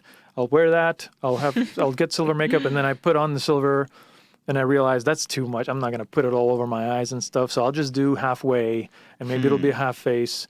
But then I did it so messy. I'm like, I have to fix this. I put black on, and I tried to make straight lines, but the lines were straight only on the top. So I'm like, okay, I'll just finger paint this. It's like a dripping thing, and then it looks like every detail was Yeah. perfectly executed and planned. Yeah. you just got to pretend, and everybody believes it. Yeah. Well, God damn it. Like George It Lucas worked. with Star Wars, it was all part of a big plan from Right. the beginning. Is that sarcastic? Yes. Yeah. Okay. I was just making sure. Let's watch this. By the way, and Greetings, this was children. at a time when the max quality you can get is 240p, Yeah. and we've got to. And look, I mean, come on. It's. I'm sorry, but No, it's not your the fault. It's DVD I incredible. gave here, you can watch it in double the resolution. Double 480. No, Wow. nobody's got. You can buy it on DVD. 480. That's digital media. Where do we buy This this? is the thing. Well, my website, On the CaptainDisillusion.com. I'm honestly, I'm trying to get rid of the stock of these We're trying to awesome move DVDs. items here, guys. Yeah. We're trying to No. move. I promise I will have better Inventory. shirts now soon. These are nice, but there's awesome things coming. Awesome things. It's me, Captain Disillusion. You know, exactly the same. Looking at the world in an objective and empirical way is key to a healthy and well-balanced life. Don't get me wrong. Dreaming, wishing, and hoping. It's not that bad. Come on. It's like the same. To human nature. Why am I talking in slow motion? Of disbelief is super why don't I just talk normal speed? Well, it seems like the background is that it's for kids, right? Yeah, like the premise that it's a fake show for kids, but not. It's really not for meant kids. for kids. Yeah, like it's not meant for a particular audience, I guess. It's a parody of a kids show. But yes, I mean. Really tell the. Sorry. Yeah, go ahead. No, the difference between belief and reality. Reality is real. Your beliefs are in your head. It's like I'm spelling out things that I There's a cut. Hint. Oh yeah, well. I saw that cut and I was like, really? I failed. That's embarrassing. If you spend any amount of time. Really, Alan? Look, 11 years ago. I was still getting my sea legs with this, you know. Our first videos. You don't even want you it. Didn't, you really can't even watch them here. It's actually illegal. There's some things on there that if you spend would any make amount Logan of time Paul on get ideas. Internet, you've probably come across this hilarious little video of a penguin bitch slapping another penguin. The player penguin. looks like the player back then. Yeah. Nice. Penguins. So I'll just finish. Is there anything they can't do? Well, actually, there is. This exact thing you just saw. Boys and girls, when you watch that, you do realize that the video is fake, right? I hate this I person. ask because the footage is posted dozens of times over on YouTube. What do you hate about it? Just the way the performance, like why is it like that? And why hasn't it improved that much since then? You started way too good. God. All right, you can. And on many other sites, people use it as a profile picture. And yet I have never, not once, seen a single comment propose that the video might be an artificial. So what inspired you to finally be like, you know what, I'm going to make a video about this thing? Were you that charged up about people thinking this was real? I was charged up. I think I was probably kind of charged up when I wrote the thing back in the day before I made the video. The vlog. But even then, yeah, the just the blog thing. But I bet I was just like charged up for a second. Like a lot of ideas I get for videos, I get annoyed by something like in passing, and then I'll embrace that feeling. And like by the time I'm making the video, I'm like, I don't care. But Sure. this is the conceit of this. So yeah, that's probably what happened. And at the time, I mean, it's funny to look at this part because it's true what I'm saying. That was an era. 2007 was like there would be these weird GIFs and weird videos, and people were buying it like a lot. Like the back comments then, nobody even knew really that you could fake something like that. Yeah, I mean, they didn't. That's not the first thing that came to your mind. Sure. You were just like, ooh, the internet is showing me things I have never seen. So sweet before. and innocent. Yeah, and so it was very fitting like at the time, but now it's like the opposite. It inverted. It's like everybody is sending me video suggestions of like somebody's like juggling. I'm like, and they're like, this can't be real, right? He's juggling 5 balls. Like, I'm like, and you're like, no. it's real. Yeah. Have you not gone to a circus and seen somebody throw 5 balls, juggle 5 clubs? What do you think about the fact that we're now all so skeptical? Do you think that that's a problem in another way? Yeah, well, it's not. I would almost not call it skeptical. It's just like pretending to be like emulating the vibe of being a skeptical, critical thinking person. Like it's in now. Maybe the skepticism movement succeeded too much, and now it's become like this. Like it's cool to just not believe anything, and that's not productive. It's more like being a contrarian.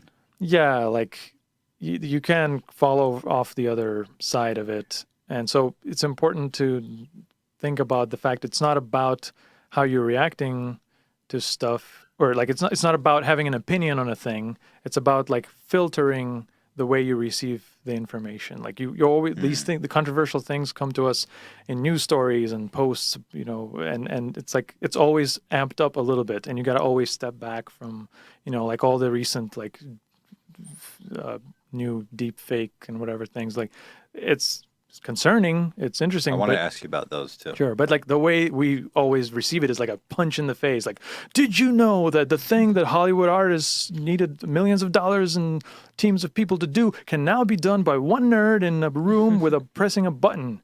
Like, that's not what's happening, but that's how we perceive. That's how we receive all these stories, and it's being skeptical has become about like, I'm going to filter all the sensationalism away, just look at the real problem, and what do I think about this? And how does it fit into the overall view of By the way, life? was this video viewed? Did people watch this video? I don't... Well, yeah, I mean, I started making more because it caught on a little bit. Maybe caught on, meaning like, oh, I went over the 300 view threshold at the time. You had a reaction. People liked it. Yeah, and so I probably took like 2 months to make another one and just like come up with a thing, and then a third one, and then after the 3, like I think whoever stumbled upon them noticed that there is a series thing going on, and then that started giving them all of them views, like they got passed around, I guess. Right. And at that point, I think actually after the first one, I guess I had the foresight because I posted it on my personal little YouTube channel first, and then I'm like, yeah, I'm making a channel for this. This is going to be huge. And before I knew that would happen, I made a channel, and that's what you're seeing. God the bless. real video probably got posted like a couple of months before. So here, let me just finish it so that the people at home can see how polished it was from day one. God. Special effect. That worries me. So I'm gonna break it down for you. The video is actually of one penguin walking across a thin patch of ice and falling through it. The other I love your penguin is comment about that. You're like, artificially that's inserted already into funny. the scene with already compositing. good. You can Yeah. easily tell he's fake if you look at the shadows of the two penguins as they intersect. One Not is enough darker pixels. than the other. In reality, they would Back merge then. into All I a want to do is like single give myself solid notes shape. now. Like I would do A this technique same called thing motion better. tracking Maybe can I should make it do a look like the remake fake of this penguin video. is standing in a specific spot A even as the reboot. camera I is think you moving. did great. Captain D. As a I last think you're great, step, too. an animation of a slapping wing is created, and the whole thing is rotoscoped or traced to appear behind. How the could polymer. anyone believe that, honestly? I guess back then we were just sweet and innocent, but it's like so obvious to us now. Yeah, I mean, maybe I was exaggerating, and maybe there were people that were doubting it in the Oh, comments, okay. but I definitely saw a ton more You know comments something, children? believing than I would ever thought see this now. Sure, on original social sure, media. sure. of one penguin falling through the ice was pretty funny on its own. I agree. But I guess someone very clever thought that they could knock it up a notch, which I usually love how you're means just like adding thrown an in the corner like you just shot up some heroin or Yeah, something. that was kind of like the thing I was going for. I was just thought like maybe this would be darker and Some weirder, bag of- and to get, yeah. yeah. But then it kind of became a little more Disney somehow. I don't know. I don't know what happened. Well, yeah. I think I would- it's hard to keep up like the heroin addict. I think it. thing. Yeah, I was channeling like I remember. I liked the beginning of the MTV show The Max, the animated series based on that comic book. I don't know if you ever heard of it. It's really cool. It's back to like the '90s thing. But anyway, it began with this cool like push into this dark alley, just like they made a comic book look, like a cartoon, and it was like this awesome. And he lived. It's like this hobo that thought he was a superhero, and he lived in a box in the end of an alley. So I was doing something I like see that. that. Like, Yeah, I see that. Does it ever frustrate you that after 10 or 11 years now, almost, of making like really incredible high production content that you spent months on, that you've never been acknowledged like officially by YouTube, and that like people like Logan and Jake Paul are such a huge thing? I don't want to sound like I'm above that, but honestly, no, because like I think my brain, maybe my brain's in the wrong place, but I'm always like I've been so resistant to all the YouTube culture, even like I wouldn't put what's it called, the end cards on my videos for like the longest time, Right. when everybody already figured that out. Yeah. And it's only now that they have the feature for it, I do a little thing, and I only want to really push people to Patreon because that's like the main thing, and I try not to like ask for subscribers and things. And not that there's anything wrong with that, but that's just like my weird hang up. Like I want to feel like I'm making little movies and being creative and putting these little work of art on there. It breaks you don't the wall. You don't Yeah. like playing the YouTube game of like Yeah, leave a and- comment, like the video. And Right. I don't. The longer I'm doing this, the more I realize there's no reason not to like that. It's fine. Like that's how it works. And if you're smart, that's how you do it. Right. But I don't know. I'm trying to like walk that line and be a little bit like, oh, I'm not your typical vlogger. I totally get it. But I think there's a line for sure where you can not compromise, but also help yourself. Yeah. But I've noticed you've been doing a better job of it. You've been on Reddit a lot recently. Yeah, You've been getting a lot of love there. Yeah. I think your channel it's due for some exposure. I can't get complacent. I have a tendency to just get complacent with things. I'm not like a mover shaker. So once in a while I'll do this like glacial move of when I started my Patreon. That was like the last time I did something like, okay, I have this plan. I'm going to make up these pledges. I'll make this introductory video, and I just did a bunch of things, and I did it, and it's working. Like I set up this machine, but I haven't done any. Like I'm not like constantly evaluating. I don't know how to read my analytics. It's like I don't know. Okay, 90% men, 2% girls. It's not that helpful, really. The analytics. Yeah, well, I'm sure that there are smart ways to use them. Everybody's always talking about them. I just have to, either do a better job of it or get with the person that is like someone that is good at that side of things and make it like a partnership where they just may tell me what to do. Like, here's how you be better at all this stuff. YouTube's weird. I feel like coming up, we were super obsessed with like analytics and stuff and like doing the right thing to get more subscribers. But now I feel like none of that stuff really matters. It's just really a matter of if the YouTube algorithm likes your content and wants to promote it. Yeah, I guess it comes down to that now. I wouldn't know. Like, I really don't know. I don't understand why it's still such a mystery. Like, why don't we know how it works? This is all we do. Like, we should kind of know. I think the real secret is that even people at YouTube don't know how it works because now it's like a learning, it's machine learning thing. It's always changing. That's the thing. Its only purpose in life is to create as much watch time as possible. Yeah. And so it's kind of off doing its own weird thing. I guess in that sense, it's almost impressive that people do figure out by observing, like YouTubers figure out how it's behaving. But yeah, it's pretty tough to nail down. Yeah, I've almost gotten used to now the thing of the demonetization. Does that happen to you a lot? It happens to me. I don't know if this is normal. It happens on every video I post. Oh, every video I post. So messed up. To the point where I had I got scared when it didn't happen with this last video, but then it just took a day and then it became demonetized. Wow. But I'm used to clicking the button manual review and it comes back in like minutes usually for me. Oh, really? Okay. But I don't understand. So yeah, maybe I'm not a typical case. I don't know what it is that triggers it getting demonetized no matter what I do. My face must do it. No, I think it's normal. Like our highlights channel. Pretty much 80% of all the clips we post there get demonetized. And it's like, every time I talk to someone from YouTube, they're like, it's great. Like, everyone's doing fine. We keep making improvements. Whatever. From my perspective. But it gets reversed, so it's not... Eventually, but like when you post your video, you get the lion's share of your views. But I think it says on there that you get they keep it and they give it to you. Like, if you're losing it during the time... Really? No. I think I saw that note. If it's demonetized, they don't show ads. Okay. I think what you're thinking about is copyright. Yeah, I know that they do that for that, but I feel like I saw. But yeah, what you're saying makes sense because there just wouldn't be ads. Yeah. I want to show you something that freaked me the flip out. There's some shit going on in the world of digital technology. We present a novel real-time facial they've got all this shit that works with any commodity. And this is like in its basic form. Have you seen this? Yeah.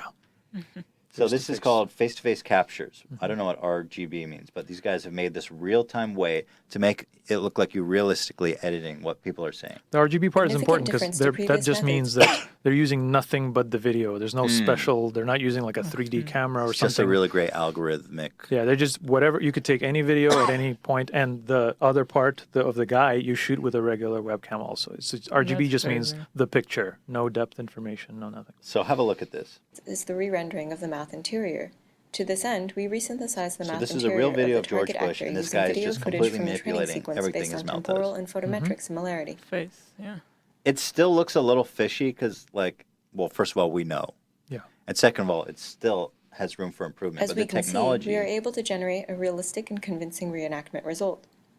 Is unbelievable. It looks real. Here they have another video where they take a speech of Obama.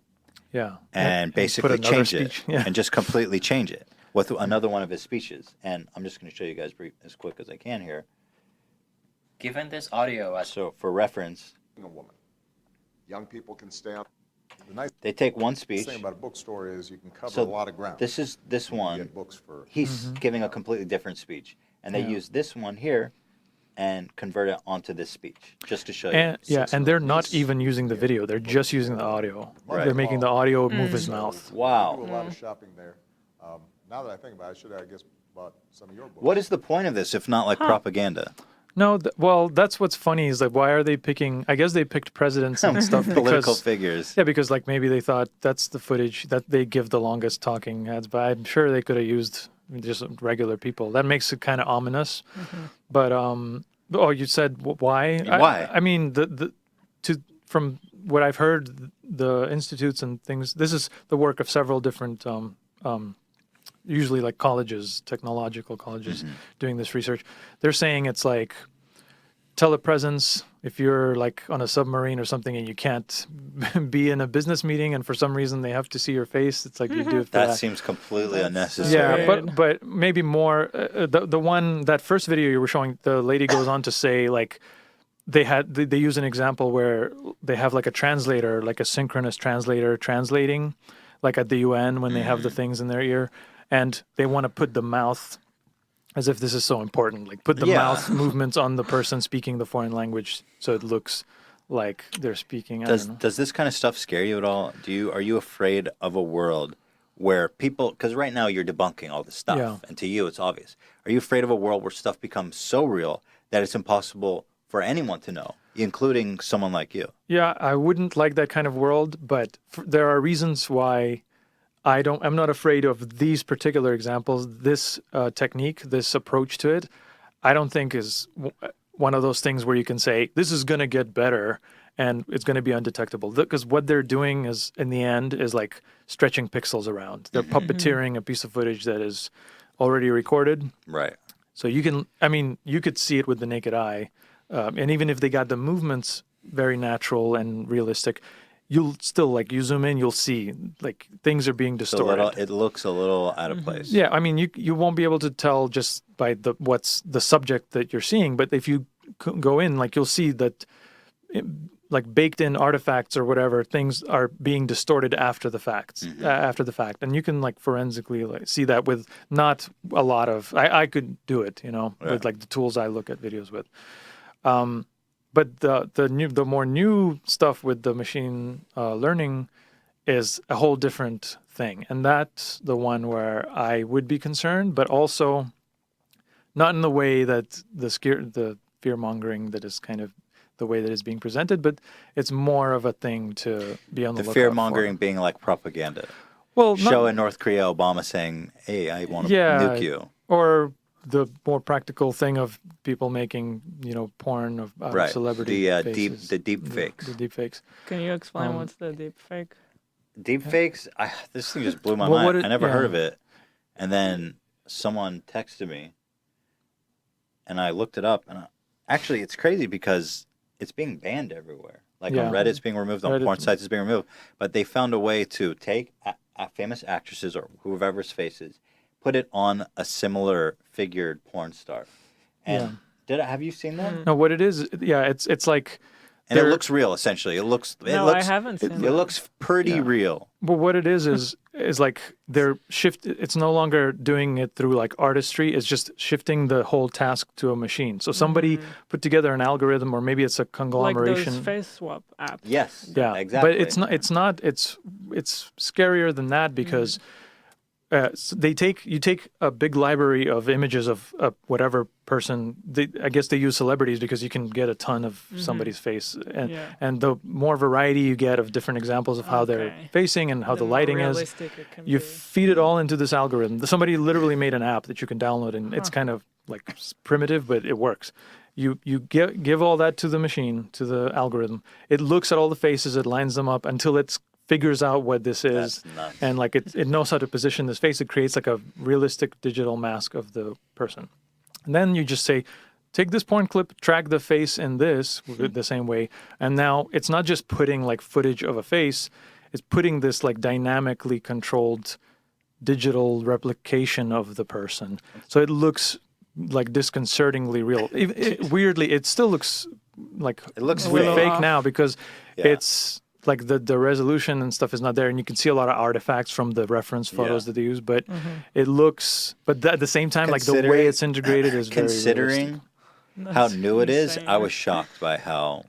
So this is what scares you more than like.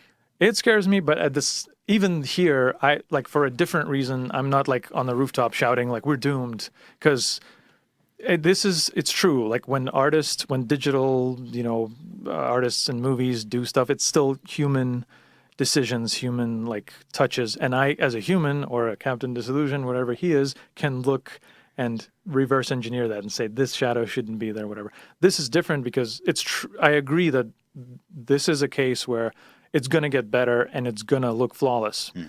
But you just have to shift the task of checking if it's fake to the same algorithm. Like I'm not, I don't know a lot about programming and data science. Machines to fight machines. Yeah, because I don't see why the algorithm can't just be adapted to just scan for what the algorithm did, because it would know better than anybody. Sure. So I mean, I don't know if that's the way it would work, but that's the way I would approach the problem. And it's like as we're getting to the point where you literally can say like, computer, get Scarlett Johansson, put her in this porn clip, and then you press one button, and in a minute it gives you this completely indistinguishable thing that it's her. That's crazy. The day we have that is the same day we'll have another app in the App Store that says, "Is this fake?" And you just press a button and it knows. VR porn is going to be off the chain, dude. In 10 years. What an amazing future to look forward to. We made it, guys. This is the future. In one of your recent videos, The Gateway to Sedona.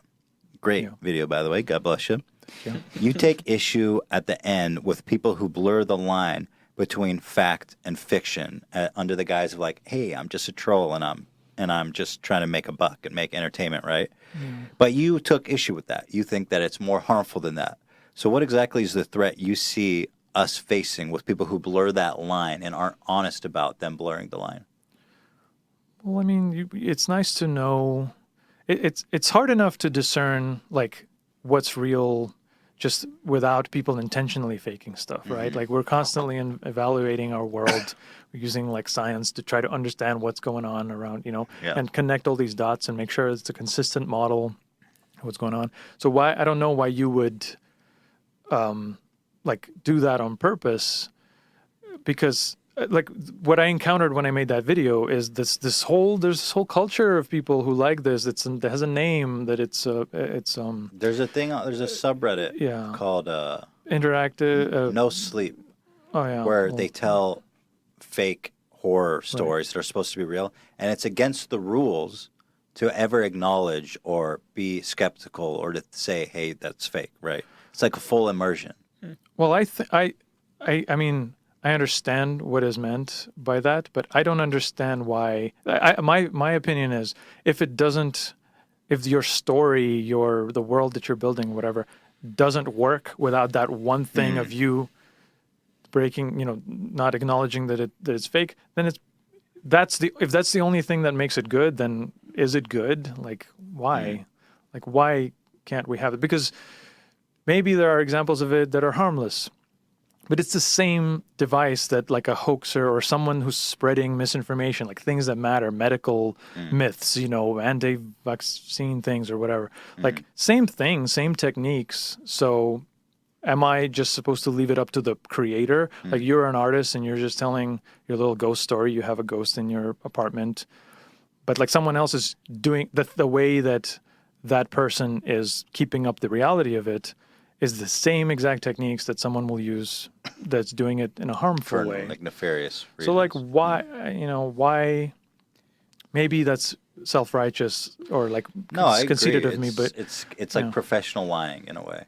Yeah, like I just don't see why like you cannot do that one little asterisk to it. And also like people, the way that some of this this immersive storytelling or whatever it's called is done is like it's not done in some enclosed community. Like someone will have a Twitter or whatever, or someone will have a YouTube channel, and then you can see from their reactions that I guess there's a ton of people that get it, that are in on the thing, and they're just playing along and they love it, that this feels real. But some people are there because they're credulous of it. And I say that I bet these, like the creators of these things, like they depend on, like the part of the entertainment is coming from the fact that there are people walking in on this unaware, thinking it's real. And that's what gives them the goosebumps, the entertainment.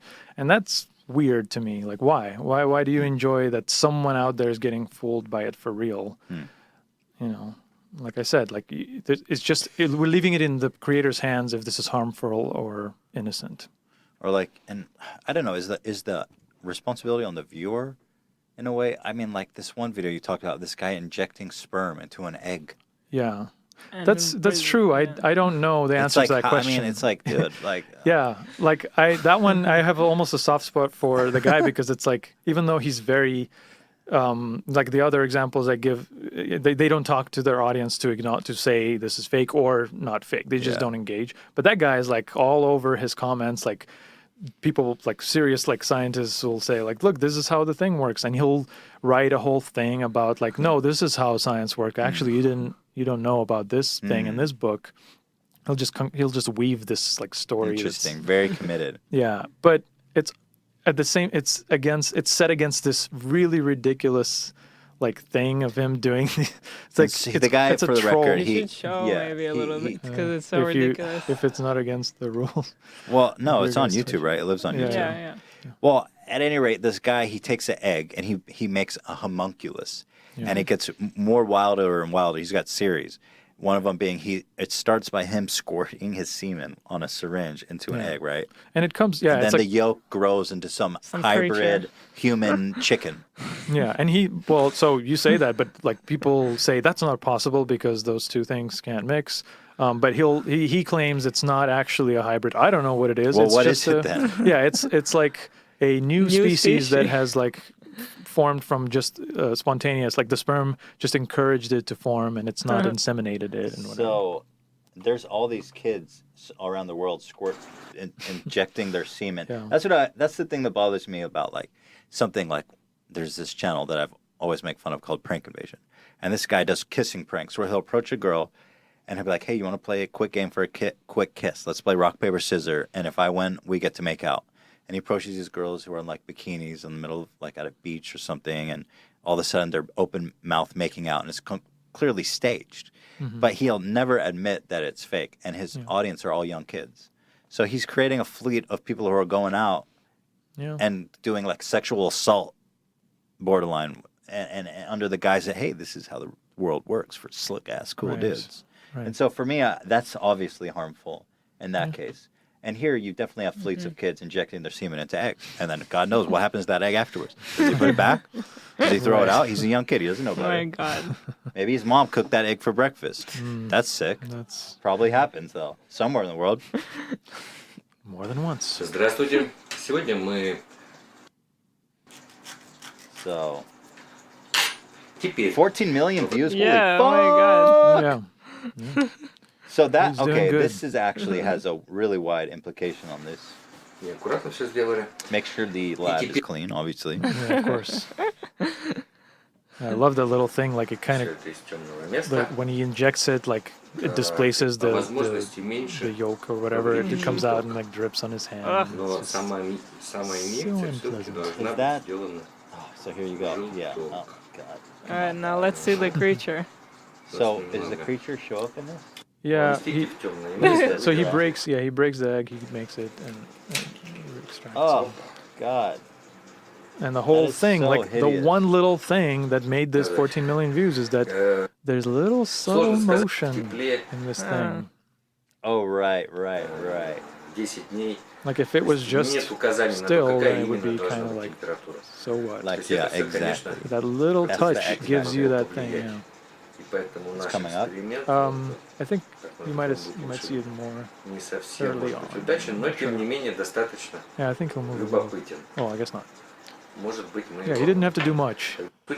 Yeah, that was just a lifeless Like it somewhere here? moved like when he We probably missed right it. now when he picks it Но up, все-таки I жив, think it does a little потому что something вот некоторое шевеление, in like maybe 10 seconds from now. ну что можно сказать? Сам принцип самозарождения жизни. Careful, man. That's a new species. Но это существо, конечно же, не может обладать какой-то Yeah, there he goes. It kind of moves a формой little. интеллекта. So wait, is it moving? Yeah, the little tendril. The little claw. Oh yeah, yeah, flickered. yep. It moved. Oh, it just. It's shit. moving. So what's going on right now? Well, I mean, in this Сложно case, сказать, почему. like Yeah, I actually, see I it, looked I at see it, all yeah.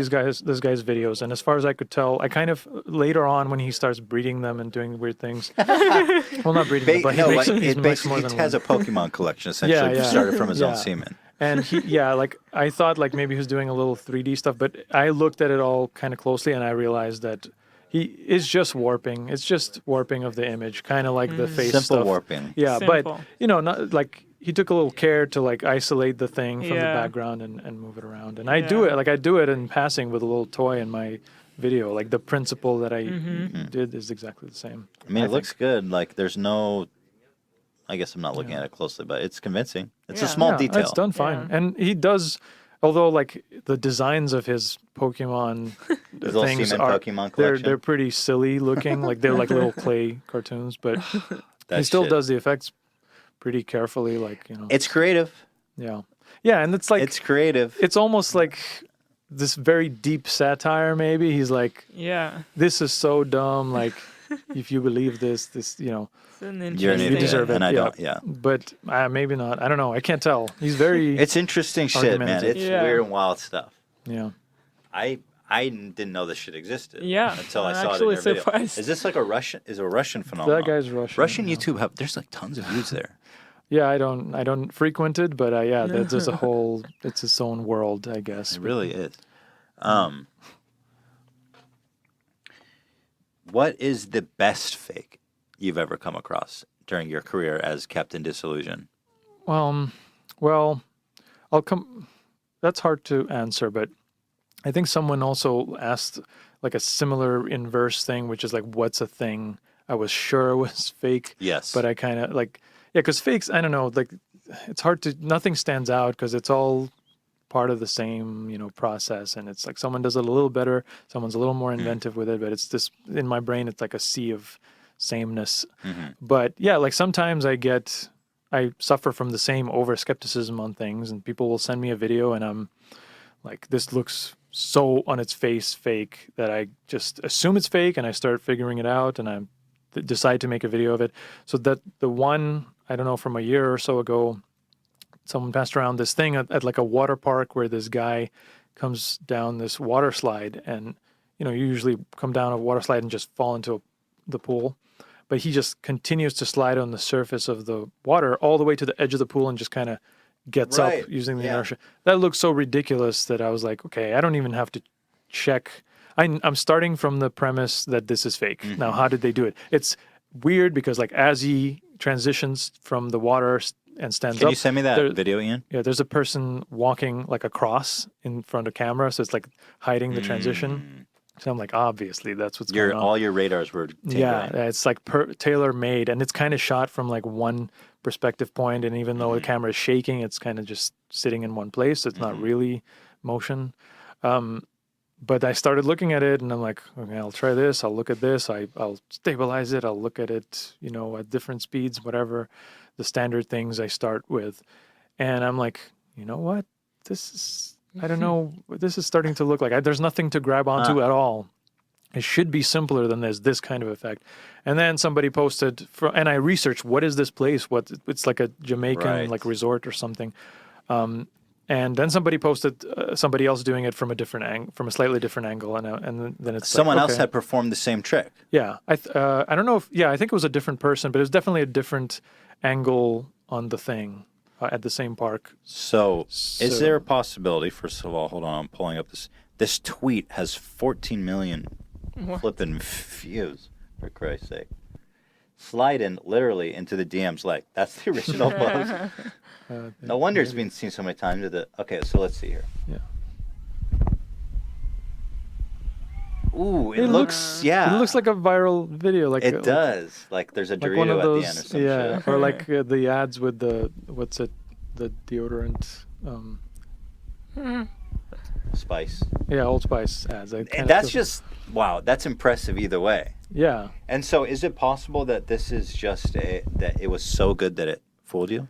It's possible, but I wouldn't bet on it. Like, just it starts to defeat the purpose. Like, I mean, unless maybe someone will come out and say and explain how they did it. Like, what is it that they got me on? But I'm pretty sure just from seeing the other versions of this and like just reading up the fact that this is just a weird thing. Also, the way he's just like, "Yep, I just did that. Yeah, this is my life." And that it kills me. The little transition of the person, and then right in front of him, like you could. It looks strange because he hasn't. His shirt is completely off, and then as the lady passes, it's like half on him. Wow! Like it's the perfect real fake. Yeah, like it's very misleading. So that's one of the ones where I'm like, this got me in like the reverse way. Yeah, what's happening with his shirt? That's a great video. Either way, I give that an A+. Yeah. And did you get the captions sliding into the DMs? Got him. Perfect.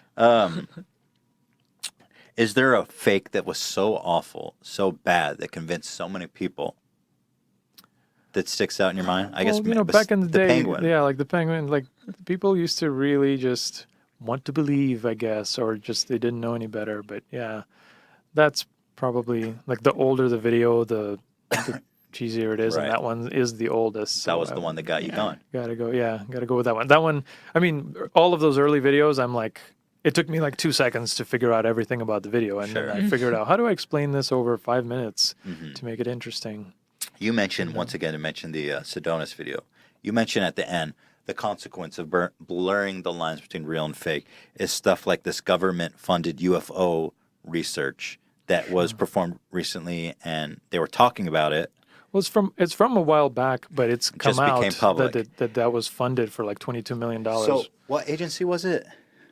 I think it was the Air Force? Some government agency funded an actual investigation at UFO based on some evidence or some video that they had taken. It was just a pet project of, I forget the name of the person, but it was like this politician who just thought he's a believer, he's into UFOs, and he wanted to use a whole department of an agency to I guess, just figure it out for him or whatever. But it's clear from the way he talks about it. That article that initially like kind of brought attention to this, they're pretty thorough in how they, they're pretty fair to the whole story, and they explain like the guy was into this. Like that's why this happened. Yeah, like a lot of people point to the fact that the very existence of it is evidence that something's out there.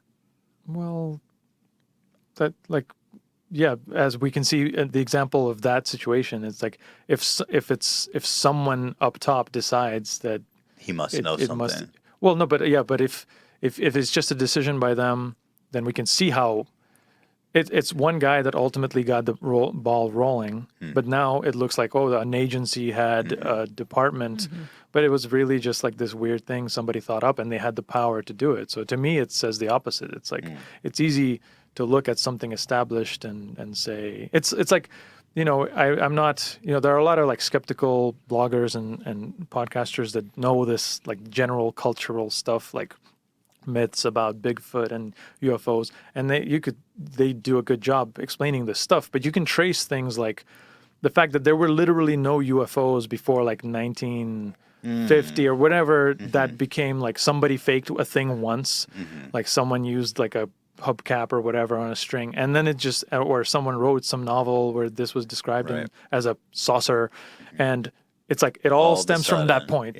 And now in retrospect it looks to us like, it's always been a thing. So you see, wouldn't there be something to this, because everyone is seeing saucer shaped things all over the world? But it's like a myth that feeds on itself, so you can never trust this interesting kind of thing without looking back into the history. Are there any conspiracy theories that you believe? Is there any credible conspiracy theories out there? I guess I don't follow like details. Like I'm sure there are guess political you personally, conspiracies. Is there one conspiracy where you're like, there's something there? Probably like YouTube shenanigans. Like I don't know. Like I would probably in the corporate world. There's more. There's real that shit. kind of thing. Yeah, but I don't follow like the political landscape and social things to know like which ones look a little more real to me than others. But I mean, I'm not saying like conspiracies do not occur. You know, we have the word for a reason. Like it happens. Yeah, most definitely. Yeah. But it's become kind of a meme, hasn't it? Yeah. Here, I'm gonna ask you one last question. Sure. This is customary of all of our guests. If you don't have a good answer, feel free to just say, "Hey, I have nothing to say." And that's completely fine. What could this be? You're going to be disappointed probably because I know what our fans. You do know what it is. Yeah, Ghost stories, okay. right? Do you have any interesting ghost stories, paranormal experiences, or Yes, anything? Because, you do. Well, because my answer is because I knew that you asked this. I tried to think really hard. prepped. What can I? No, I tried. I want to be fair because Okay. everybody expects like I'm going to be like, nope. Yeah, It and that's happens. fine. I don't have anything. Yeah, It I happens a understand. lot. Well, so the best, I mean, I want to be fair. I want to tell you kind of a story, like a highlight reel of several things. And you tell me, okay? When I was a kid, I was a little kid, like second grade. We had this weird schedule where our classes would be in the afternoon. So we'd be at school till late at night when it gets dark. And one time we were in recess and our classroom is at the end of a hallway with a stairwell where the lights are out and it's dark and it's kind of creepy. And we're at recess and one of our classmates says, "Oh, you know, I know this like thing where you say these incantations. If you do it in the middle of the night in a dark place and it's quiet, you can summon like UFOs and aliens from another dimension." And we're like, "Cool, let's do this." And we go into the dark stairwell and he starts creepily like sitting and just saying alien things in language. And it's like we're standing there and watching this guy speak in tongues, and then it's starting. This feeling starts to come over us, like some shit's gonna go down right now. Like I feel the presence of the thing, right? Smash cut to a few years later. I'm still a kid, but I'm like in my neighborhood. I had a best friend where we would like get into trouble, crawl into people's backyards, and go into construction sites and whatever. And he found out that we can get into the attic of this creepy looking apartment building that we lived in front of, and it had this big communal, it was like from the 30s, so it was just a normal apartment building but kind of creepy. And we found out we can get into the attic, which had no windows. It was just this crazy space. We walked in there, it's pitch black and it's lit only by like a couple of pinpricks in the ceiling just to give you enough light to know that there's a space here and there's like objects that I can't make out. They could be monsters, whatever. We thought maybe it's haunted. We don't know what we're going to find there. So we creep in and it's like completely silent. You know, that silence that's like, it's deafening in your ears. It starts to make that noise. And we're like creeping through, making little creaks. Nothing. And then suddenly something pops out of a wall, like kind of from above and just shoots at us with like this menacing like hiss and just flies right at us. Okay, smash cut to. I love saying smash cut. And I'm building suspense. Now I'm a pimply teenager in high school. I'm already in America now, and I'm into martial arts and Bruce Lee movies. And I got this book on kung fu, and I'm like, it talks about kicking and punching, but also there's this section on what Shaolin masters, the amazing feats they could work out, and like you could keep picking up a big pot that you keep filling up gradually until your hand becomes so strong you can rip people's throats out, or you can learn to control your muscles over years until you can pull your testicles into your body to avoid kicks to the groin. Yeah. Or you can like rub some sand in a basin until and let it run through your fingers until eventually over years of practice, you just rub your hands in front of the sand and you start to make the sand move. And yada, yada, yada, you have telekinetic powers to attack people at a distance. And I'm like, that's the one. I'll take that one. I'll practice for years now. I'll do this. I'll get some sand from the beach. And I was on my way in practicing this. So what do you think the climax of each of these stories is? Can you guess? I don't know. I'm waiting for the smash cut. Well, smash and cut back. So the smash cut to the classmate in the stairwell. We just stood there for minutes until nothing was happening. We got creeped out standing in a dark place, and we just left. We just ran back to the class. The aliens didn't show up. All right. The thing with the friend in the attic, the entity flew at us, stopped, like hovered, fell down, and waddled away. It was a pigeon. Like we scared the pigeon. All right. Nice. Smash cut. We finally have ours. We should have been doing the smash cuts the whole time. That's the smash cut. Yeah. And I regret to tell you that I did not, after years of practice, or actually that one just more had like no a week. conclusion at all. Yeah, well, I kind of probably just spent a week rubbing some sand, but I did not have telekinetic powers. Would you admit it if you did? Well, so not. that was like an anti-ghost story. Yeah, anti-ghost. Well, my point in telling you that is that I don't want to. I'm not like a naysayer. Like I have a track record in my life of trying to find this phenomenon. I'm down. I was always like a scared child. Like I was scared of the dark. I was scared of alien shows or whatever.